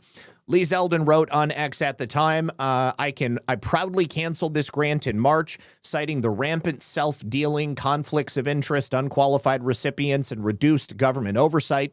The Trump EPA refuses to light taxpayer dollars on fire, which is exactly what the Biden EPA did, enthusiastically. The days of these absurd green slush funds are over. So Lee Zeldin then also wrote, just yesterday, new from Thomas Catanacci on the Stacey Abrams-linked NGO Power Forward Communities that made $100 in total in 2023 revenue and then got the $2 billion grant from the EPA. He mentions the $5 million that went to Stacey Abrams and her organization. The revelation in this egregious example, on top of however many we've also found, in rushing $20 billion out the door before President Trump took office, the Biden EPA doled out hard-earned tax dollars to unqualified recipients riddled with self-dealing and conflicts of interests while intentionally reducing agency oversight. So the total dollar amount that was given to Rewiring America dwarfs how much Power Forward Communities dispersed to other coalition members. It, of course, begs the question, if the money was not being given out equitably, as a DEI proponent might suggest it needs to happen, what were the conditions for giving out money to agencies A, B, C, and D as part of this coalition? Because considering the amount of money that Rewiring America got in relation to what everybody else got, it would appear that the work they were doing was pivotal, so important, so vitally necessary to saving the planet. So, local initiatives support received a measly $244,756.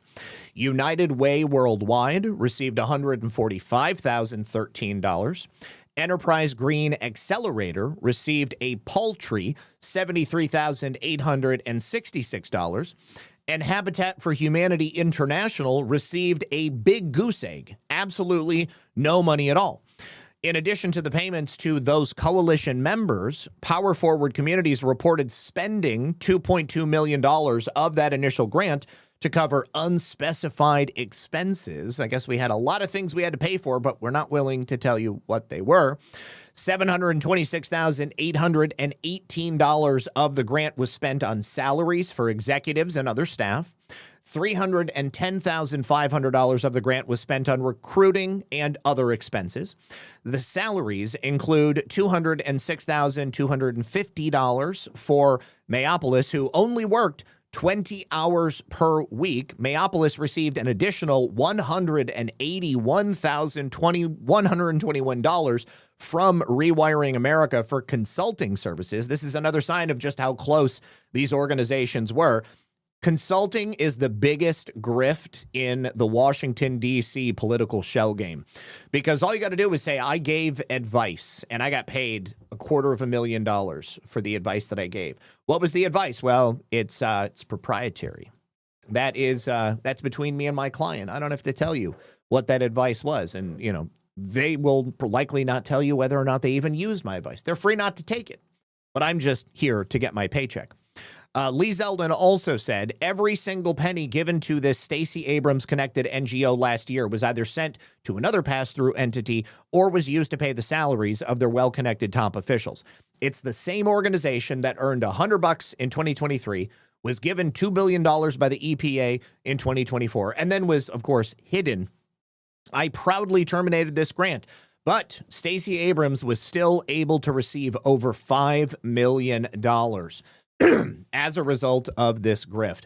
Now, as far as I know, Stacey Abrams has not publicly commented on that $5 million that she did receive. She clearly hasn't told us exactly what she did to warrant that $5 million. And considering that the grant itself was canceled, I'm interested to now know whether or not Lee Zeldin and the EPA are going to claw back any monies that they didn't get. And I wonder why they didn't realize at first when they were able to get the rest of that money back from that account where it was held at Chase Bank.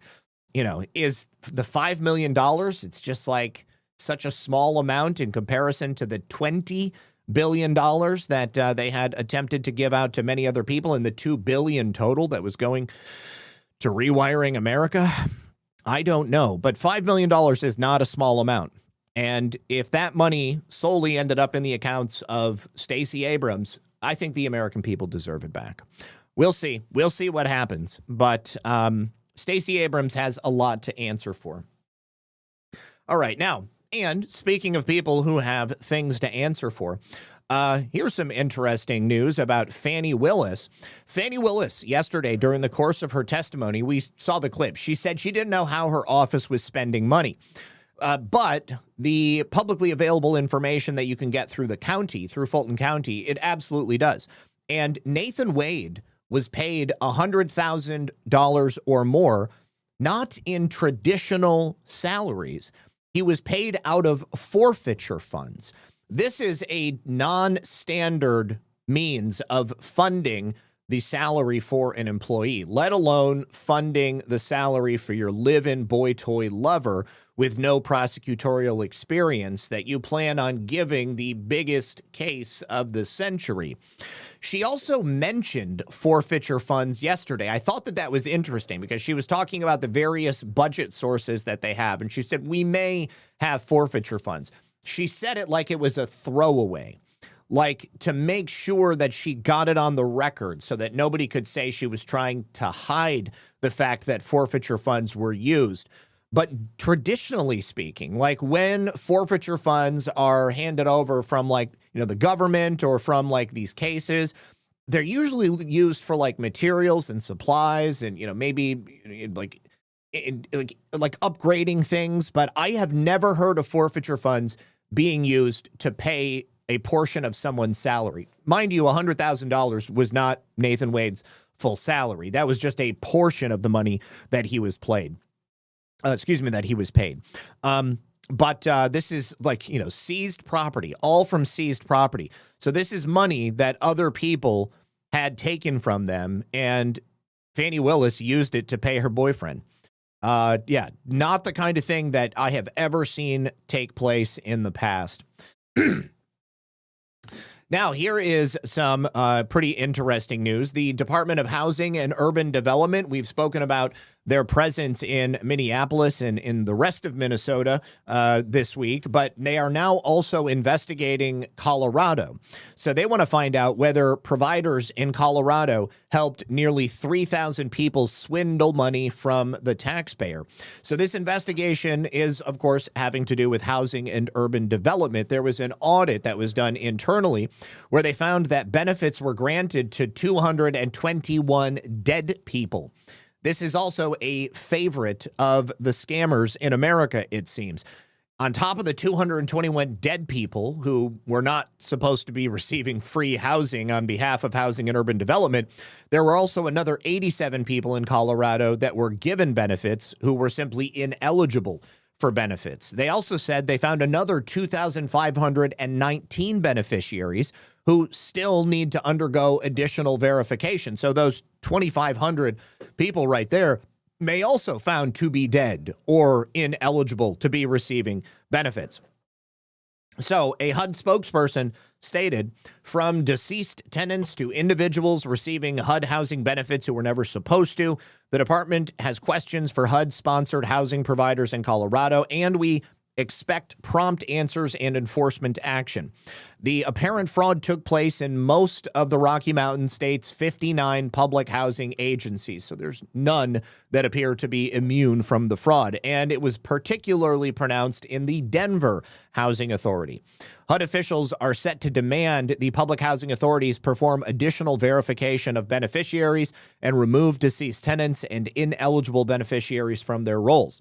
Housing providers will also be required to reimburse federal funds that went to ineligible individuals and face additional sanctions if they fail to comply. Now, overall, throughout the entire state, the Public Housing Authority in Colorado oversees 38,000 leased units, either that's in public housing or housing that is covered by choice vouchers. So people who own a private home rent to people with Section 8 and then get the Section 8 vouchers directly from the tenants. But HUD provides about $440 million in federal money to the state of Colorado alone. Generally speaking, tenants are expected to contribute about 30% of their income to receive housing assistance. Now, the other important aspect here is Colorado is not the only state that is currently being investigated by housing and urban development. We know about Minneapolis. We know about St. Paul. There are public housing authorities throughout the state of Minnesota, but of course, these are the most populous areas in the state. The Public Housing Authority in Minneapolis spends about $108 million a year on housing assistance. St. Paul on its own is $46 million. And HUD plans to send staff to Minnesota against the backdrop of the initial $1 billion Feeding Our Future scandal. That is now blown up into what may be an $18 to $20 to $30 billion or more scandal rocking the state right now. Let's see. Obama implicated in Russiagate, Denise says. He is, but let's see if this is new information or not. Yeah, this is old. This is old. So I see, like, literally every day, I keep seeing people posting this video, which was from months ago. I actually played it at the time, but this is when Tulsi Gabbard did the press conference and went forward, and she talked about Barack Hussein Obama's direct involvement with Russiagate. So yeah, this is not new. Another strange thing happened. John Solomon and Just the News posted about John Bolton being indicted on 18 felony counts. That happened back in October. He posted this on December 16th, and people started sharing it and saying, John Bolton indicted on 18 felony counts. I was like, well, he was already indicted on 18 felony counts. Are these 18 more? Are these superseding indictments? But no, it was the exact same 18 indictments, and people just didn't look before they shared it and said that it was new information. But yes, this is not new information, but thank you, Denise. I appreciate you. And yeah, this is the same. Nothing new on this front. All right, now This is also in relation to illegal aliens receiving access to benefits that they are not legally eligible for, and yet there were loopholes that were put into the system, such as a Clinton-era interpretation of welfare laws. This allowed American taxpayer dollars to flow to ineligible people, to illegal aliens, and this has now been closed up by the Trump administration. So, interpretation of federal means tested public benefit in the Personal Responsibility and Work Opportunity Reconciliation Act of 1996.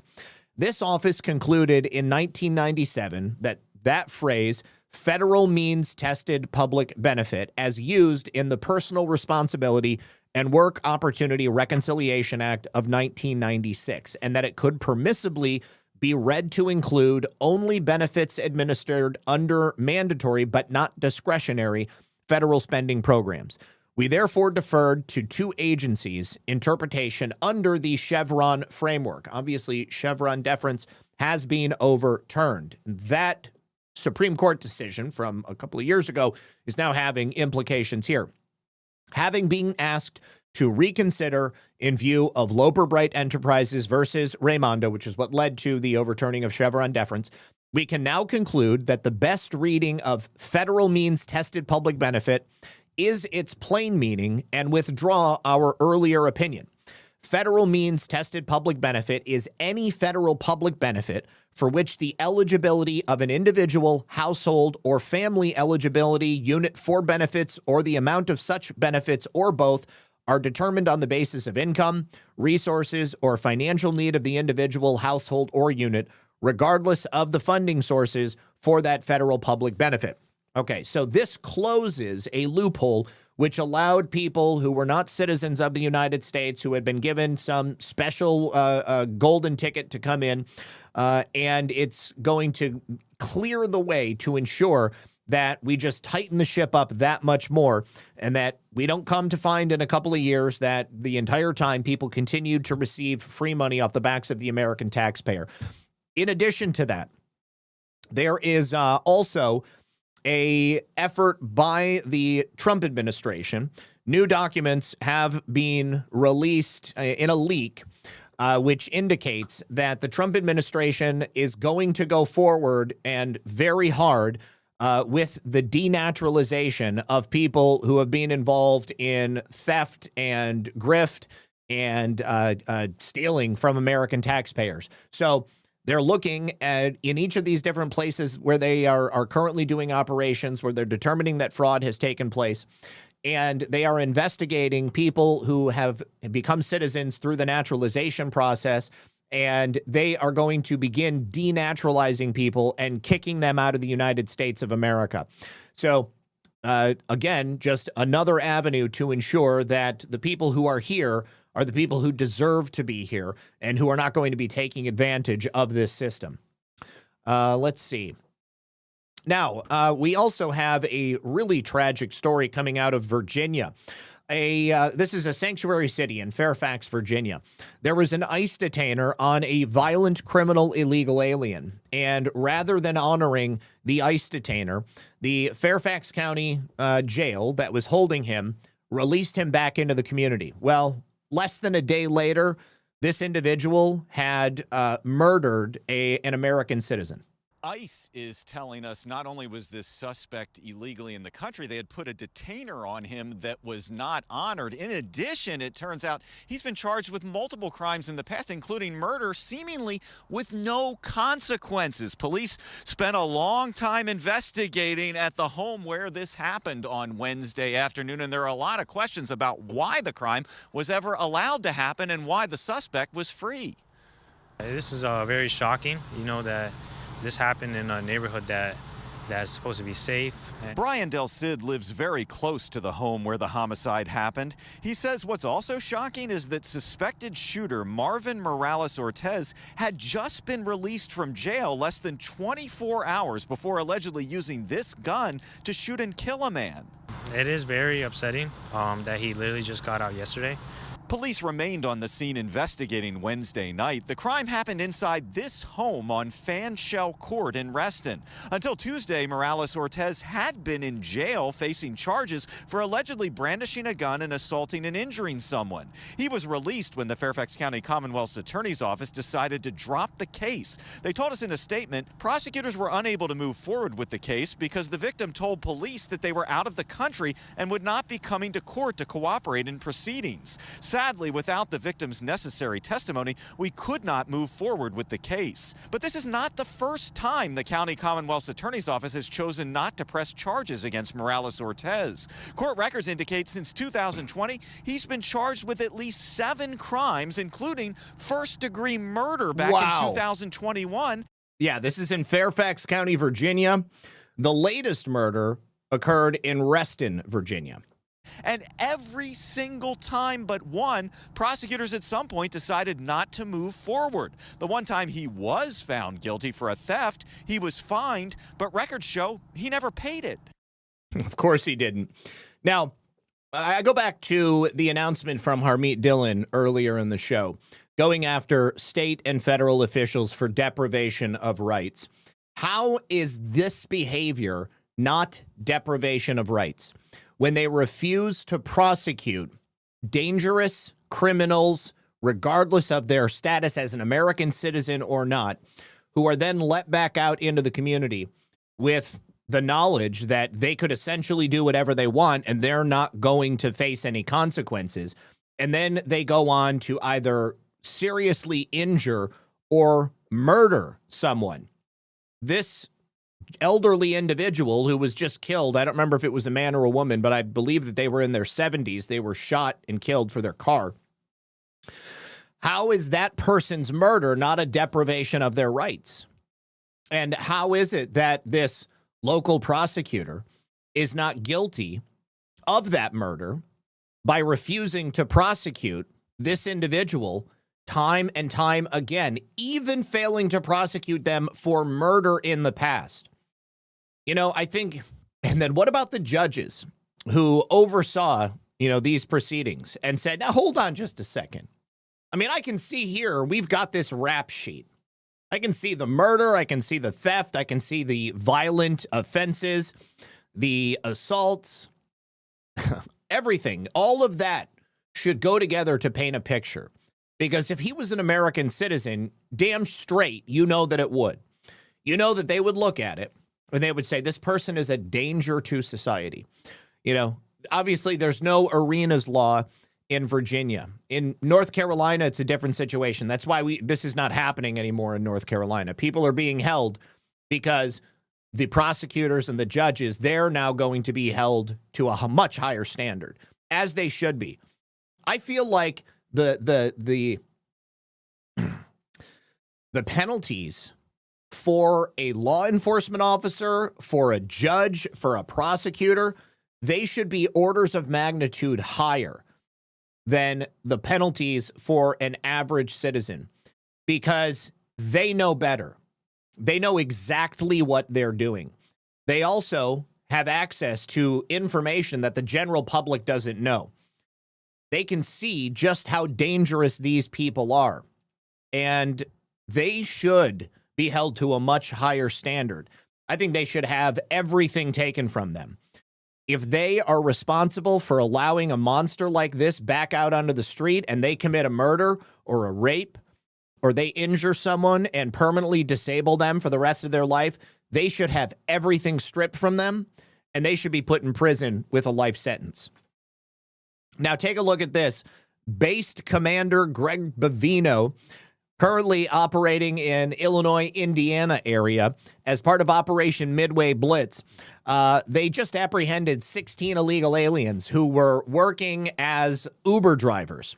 So it looks like what they're doing in Illinois is they are signing up for Uber rides, and then these people are coming to pick them up, and then when they get there, they're just arresting them. Look at all of these dudes that they just arrested. This is one day. I'm the best Uber driver, got a reputation to uphold. I'll get you to your destination with a smile and a story to be told. I'll keep you safe and sound through traffic and through rain. I'm the best Uber driver, and I'll get you there again.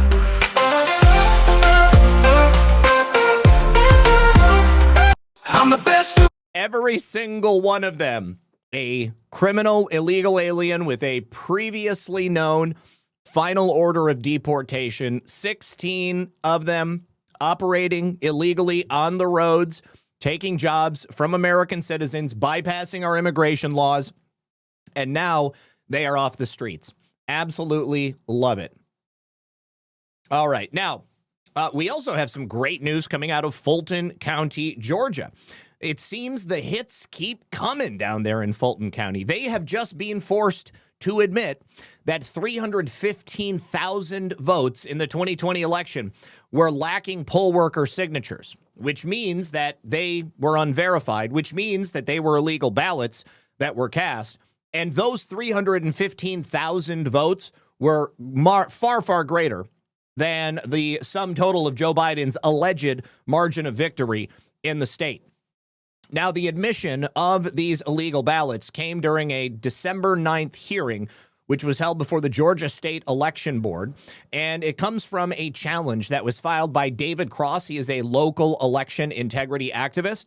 Cross filed this challenge with the State Election Board back in March of 2022, and he alleged that the Fulton County Board of Elections violated Georgia statute in the handling of advanced voting ahead of the election in November of 2020.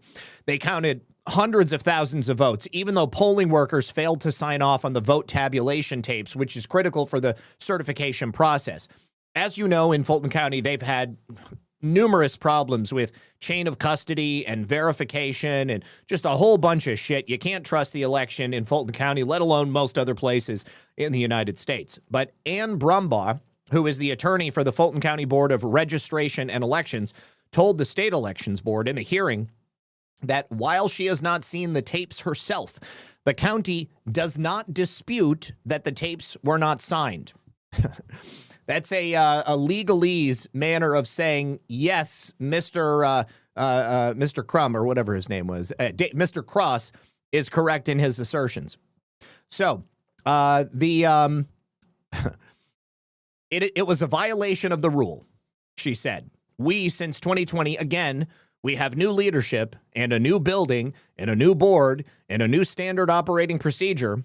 And since then, the training has been enhanced. But we don't dispute the allegation from the 2020 election. Wow.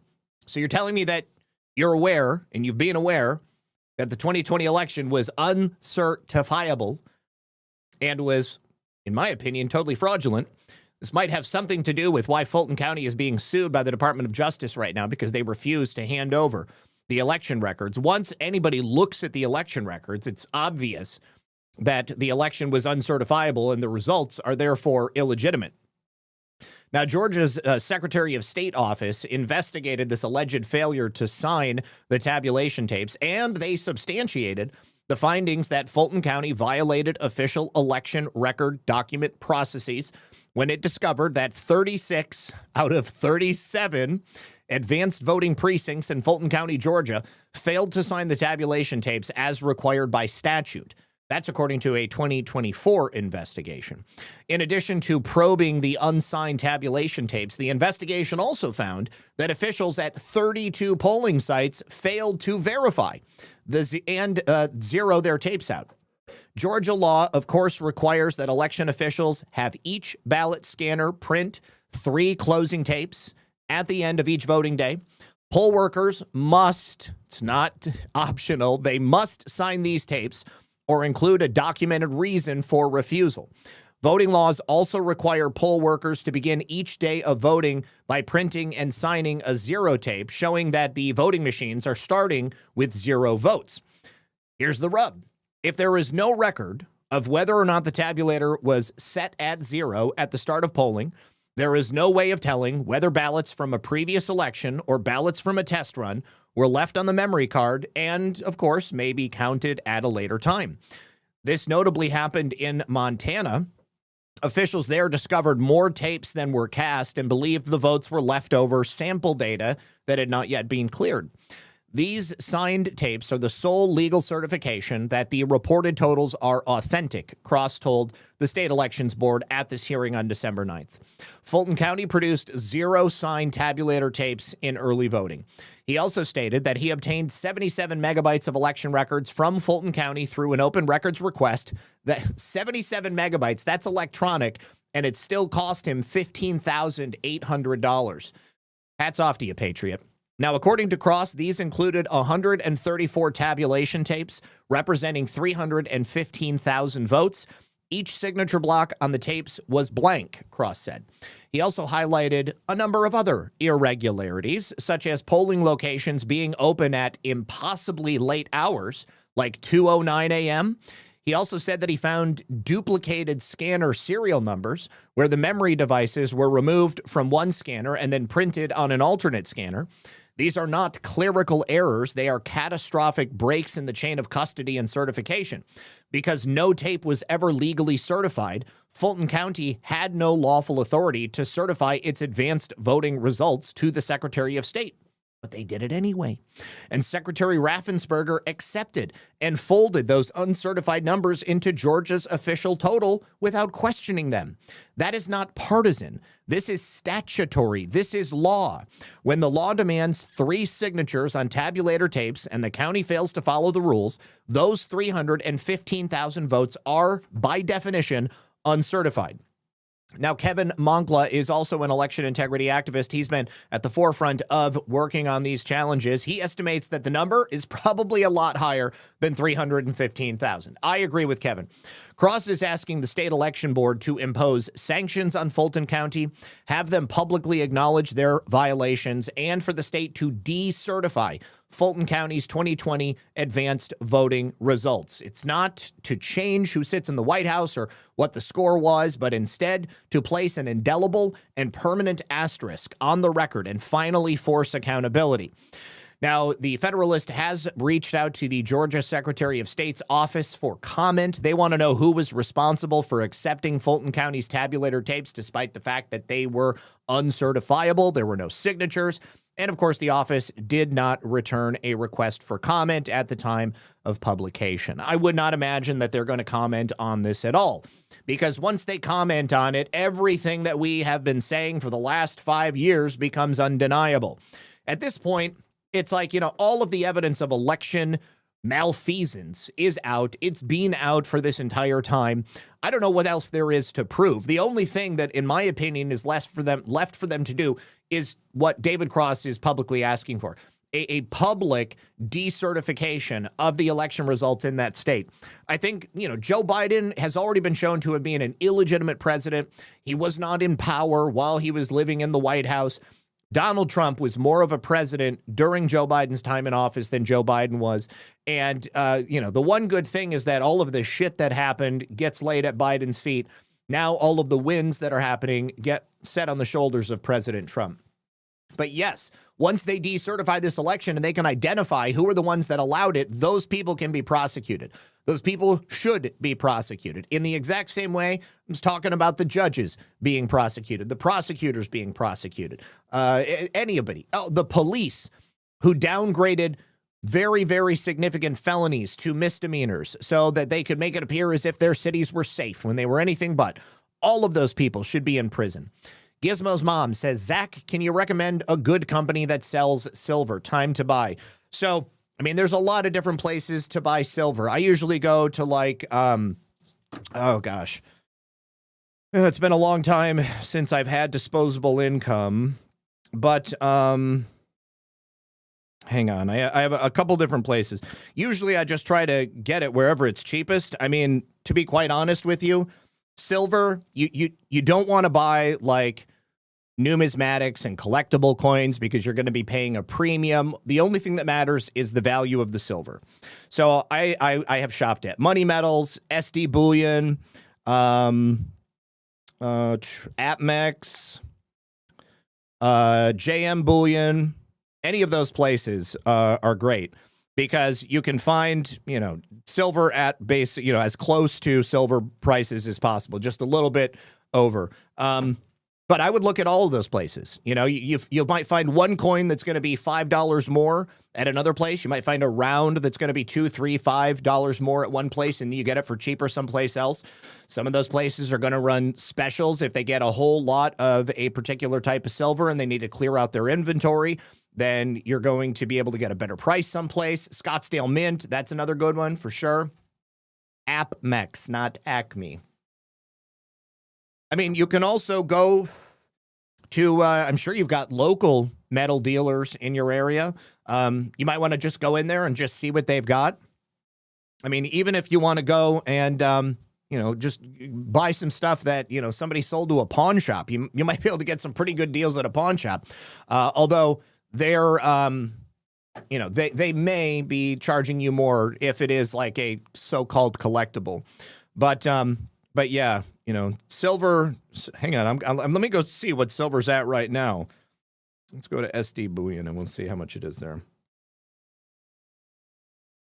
Silver is currently at $65.69. Damn. That's insane. Yeah. 1 ounce silver, American Silver Eagles.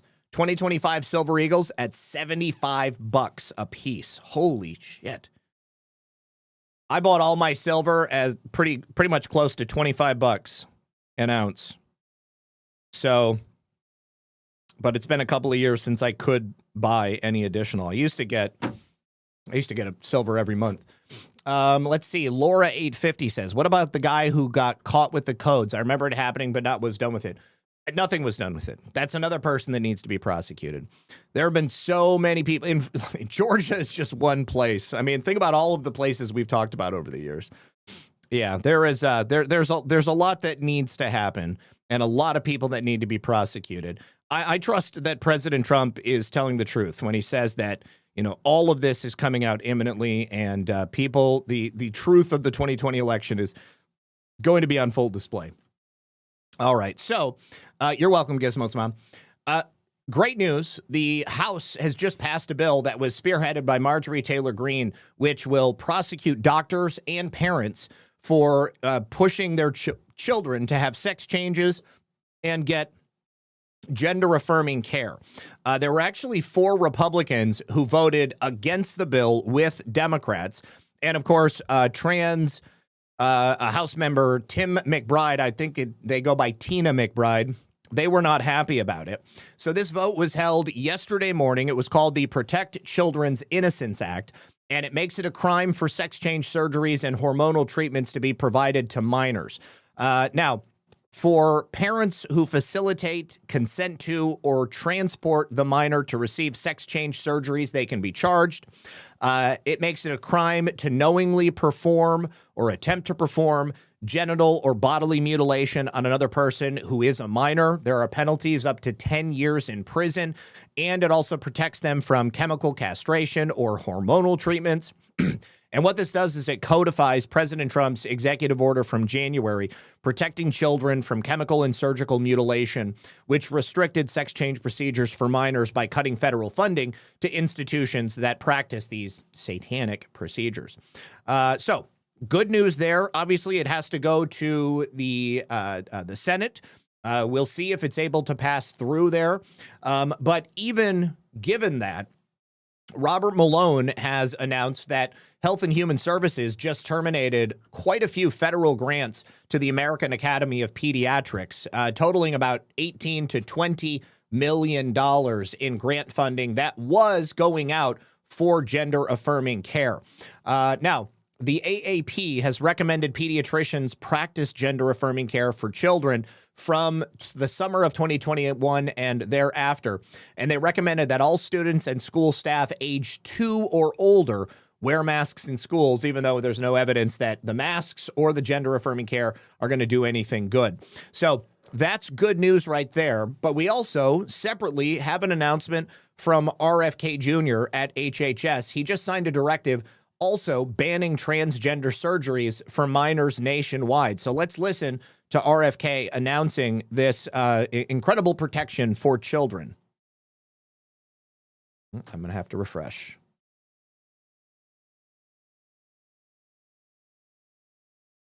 assume a solemn obligation to protect children.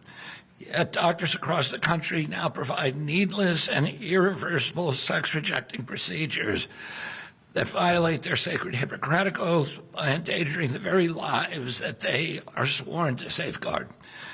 The American Medical Association, the American Academy of Pediatrics, peddled the lie that chemical and surgical sex-rejecting procedures could be good for children who suffer from gender dysphoria. They betrayed the estimated 300,000 American youth ages 13 to 17, conditioned to believe that sex can be changed. They betrayed their Hippocratic oath to do no harm. So-called gender-affirming care has inflicted lasting physical and psychological damage on vulnerable young people. This is not medicine, it is malpractice. We're done with junk science driven by ideological pursuits, not the well-being of children. A peer-reviewed report published by the HHS Office of the Assistant Secretary for Health last month confirms that sex-rejecting procedures impose medical dangers and lasting harm on children who receive these interventions. So today we are taking 6 decisive actions, guided by gold standard science and the week 1 executive order from President Trump to protect children from chemical and surgical mutilation. This morning I signed a declaration. Sex-rejecting procedures are neither safe nor effective treatment for children with gender dysphoria.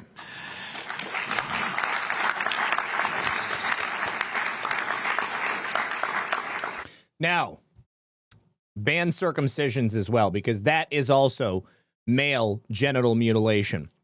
Now, we also have a little bit more information on the bill we talked about yesterday that was passed in the House, the GOP healthcare bill, which does not extend the Obamacare subsidies. Speaker Johnson said it will reduce premiums for all Americans by, on average, at least 11% overall. Is that 11% before they tripled my rates? Or is that 11% off of the new tripled rate? I'm not exactly certain, but I'm not going to be keeping my health care. So let's go ahead and listen to Johnson. I'd like to hear a little bit more detailed of an explanation on exactly what this is. Radical jihadists. Oh, gotta wait for this.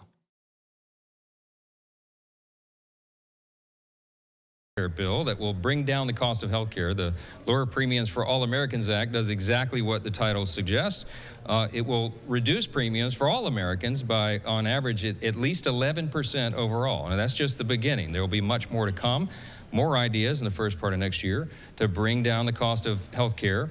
And what the bill did in addition to that tonight is it increases the quality of care, the access to care. It gives persons more options, more flexibility in their health care, and also it adds transparency. We had the PBM, Pharmacy Benefit Manager transparency piece to it as well.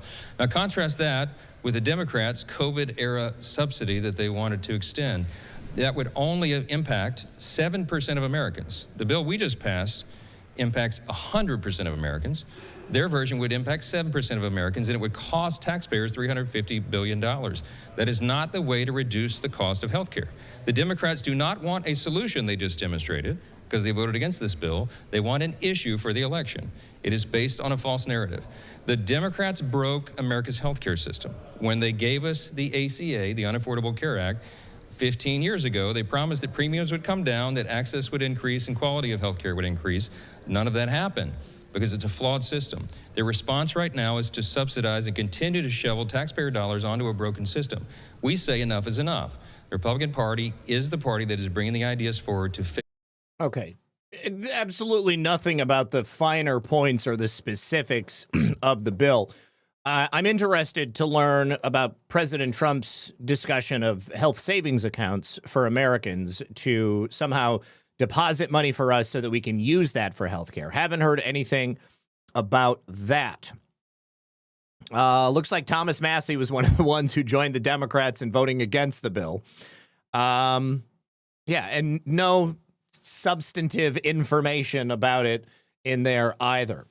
All right, so I couldn't believe this when I saw it. We're going to be closing it out here in just a moment, but look at this. A Dallas church took their nativity scene and they removed baby Jesus, and instead they wrapped the nativity scene in barbed wire and a chain link fence.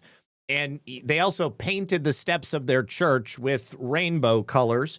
This is obviously not only an LGBTQ message, it's an anti-children message, it is an anti-ICE message. You can see here in the nativity scene, they have signs that say, "Where is Mary? Donde está Maria?" Separated. "Where is Jesus? Donde está Jesus? Where is Joseph? Donde está Joseph?" Profiled. ICE was here. So the message is that ICE came and took baby Jesus. And look, there's even a furry who's on the church's steps taking a picture next to this thing. "Holy are trans lives." Another church official posted a sign. "Holy are our unsheltered neighbors." Another one. Totally freaking ridiculous. Anyways, if would never go to that church. That is Oak Lawn Methodist Church in downtown Dallas, in the heart of Gayborhood. "We need to stop romanticizing the birth of Jesus Christ." That's their message. That is sickening. Good Lord. All right. Final thank yous to our family over here on Pilled. Let's see. Sean Joe, thank you very much for the can and the cookie and another cookie. Filter Dog says, "I love that you read Michaela in a whining Karen voice." No thanks, Joe says. "Thanks, Lisa and Zach. God bless. Be safe." I also noticed nobody complained about me making fun of a white Karen. Judy the Lady Pug, thank you for the cookie. Sean Joe, thank you for the cookie. Filter Dog says, "Greg Biffle and his family were aboard his jet when it crashed this morning in Statesville, North Carolina. His close friend, Garrett Mitchell, confirmed there were no survivors." Absolutely horrible. Okay, so Philadelphia Freedom on Pilled, their donation schema is associated with different names. So like $1 is a cookie. I think a can is $2. What's next? We got 2 more cookies from Sean Joe and then another cookie from Filter Dog. Shades is like $5. Filter Dog says, "Trump Media and Technology Group announced a $6 billion merger with TAE Technologies, a fusion energy firm, on December 18th to build utility-scale fusion power plants starting in 2026 in the U.S. The aim is to power America's AI and tech dominance." That's pretty huge there. If President Trump and his company roll out fusion, cold fusion to the nation, then that's absolutely insane. Filter Dog also says, "Authorities at Extra Space Holding on Hamster Road in Salem, New Hampshire, Brown University mass shooter could be barricaded or dead inside a storage unit." Ooh, that is new information. Well, before we go, we're going to have to see if we can find an update on the Brown University shooter. Donnie Double says, "Zach, your light shines. Keep up the good work." Thank you so much, my friend. God bless. Thank you for the support. Appreciate it. Let us see. Okay. So yes, they updated the same article from earlier. So let's jump into this real quick before we go, guys. All right. So the person of interest has been identified. We know that. Sources tell me he's in his 40s. I'm told the activity involves the FBI and it's in the Boston area. Still working to get more. At 5:18 p.m., the manhunt moved to Salem, New Hampshire. Okay. Officers are in Salem, New Hampshire, where they have located a car abandoned by the person of interest near a storage facility. We have video. FBI agents, Providence Police, and members of the state police are searching the suspected Brown University shooter's abandoned car that was found near a storage facility in Salem, New Hampshire. Let's take a look at this local report. Looks like they got footage from a helicopter. What you know about this is that police are searching a vehicle in Salem, New Hampshire, and Fox News Digital is reporting a local affiliate called Boston 25 saying that the manhunt for the Brown University shooting suspect may have crossed state lines into Salem. Law enforcement sources telling Boston 25 that information. Fox News has not been able to independently confirm that. Okay, so Authorities have issued that nationwide arrest warrants. We know about that. We know about the killings. Okay, this is all old information here. Let me go here. Hogleg71, thank you for the can. CL Goober says, why do we keep highlighting less than 18% of the population of the U.S.? Well, really, what my intention with that story was to shame the Methodist Church that was highlighting the less than 18% of the United States. And they will be even less than that going forward because of the restrictions on the actual restrictions on the surgeries and the treatments. Okay, let's see. Okay. New details are coming in right now. A Salem Police Department mobile command center is on the scene. It appears that law enforcement is either getting ready to enter the building or, they're actually talking to someone inside from reporters that are on the scene there. Your take on that? This is how these things go. We try to say, you got to come out because you're surrounded. We're used to hearing that in the movies, but this actually happens in real life. Yeah, that's right, Laura. So what will be happening right now is the tactical teams will be set up. They'll have what they call an emergency assault plan in case things break bad. They'll have to go in right away. Obviously, the preference, though, is to preserve life, including that of the suspect, negotiate. If time is on their side, they'll have plenty of time to talk this person down, talk them out, so that people aren't put at risk. But, of course, they're ready to react at a moment's notice if things change quickly. Paul, do you believe that in this situation, they have already attempted to breach entry into that building? One of the, police commando types already in that building, not waiting for the individual to come out. Well, not being at the scene, it's hard to say, but I will tell you this, Laura. The general rule in hostage situations like this, they call it a hostage barricade. It doesn't matter if he doesn't have another person. The point is they know who this person is, right? There's a very good chance they got the phone already. They're going to try to do this non-violently. They're going to try to get this person out without doing that, without having to go kinetic, as they say, breach the door, go in, flash bangs, everybody yelling. It's better to try to get the person to just come out, surrender. It's less risky for the officers and for the suspect here. So I wouldn't be surprised if they're still at this stage, depending on where we are here, with a phone call, maybe a megaphone, trying to get the person to come out. They know who the person is, so they might know some of the buttons to push to try to get him to come out. It's better alive because you can find out a lot more relative to motive and things like that. And no doubt. Most importantly, did he act alone? That's what you really want to know. You want to know that the danger is over. All right. Yeah, we need to know if they acted alone. I certainly don't think that that's the case. So it appears at this moment that this individual has not yet been apprehended. Before we go, one final message from our friends over here at Rumble. All right. Hey, everybody, quick word about one of the most important documentaries you're going to watch this year.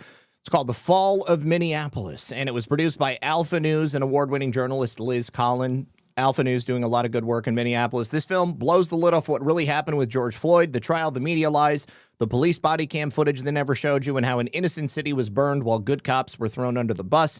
It's already been watched over 10 million times and praised by the likes of Charlie Kirk, Megyn Kelly, Jack Posobiec, Dinesh D'Souza, Tim Pool, and many more who care about truth and justice. And the best part is it's 100% free right now. No subscription, no paywall. You can go watch The Fall of Minneapolis today at thefallofminneapolis.com or just search for it on Rumble. And if this film opens your eyes like it has for millions of others, please consider a 100% tax-deductible donation at alphanews.org so they can wake up even more Americans. You deserve the real story. Watch it tonight. You can use that QR code right there or go straight on over to Rumble. All right. Final thank yous. Let's see. I think we have, yes, just a couple of more here. Filter Dog, extra safe, extra space storage. And I think that this is maybe this is the same thing we just watched or something else related to it. Okay. Authorities at storage facility in Salem, New Hampshire, connected to the Brown University mass shooting. So this person is somewhere inside there. Thank you for that, Filter Dog. And CL Goober says, I would really like to see the other side. I am so sick of the sick. My friend, I think we all are. We're on our way. Don't worry. We're going to make it. Everybody's going to make it. All right, you guys. Love you. Thank you so much. Have a wonderful evening. And I hope you have a great night. I hope to see you tomorrow right here at 5 p.m. for another episode of Red Pill News Live. Until that time, good luck and God bless. I am going to pass out the gold pills, and I'm going to set up a raid as well. Gold pills, boom, have been released. All right, peace.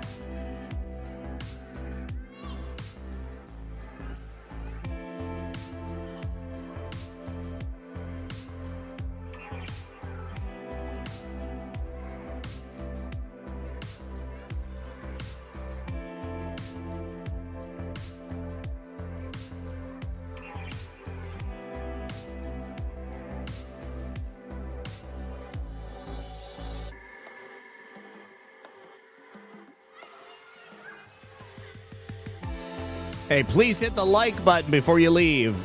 I would appreciate it.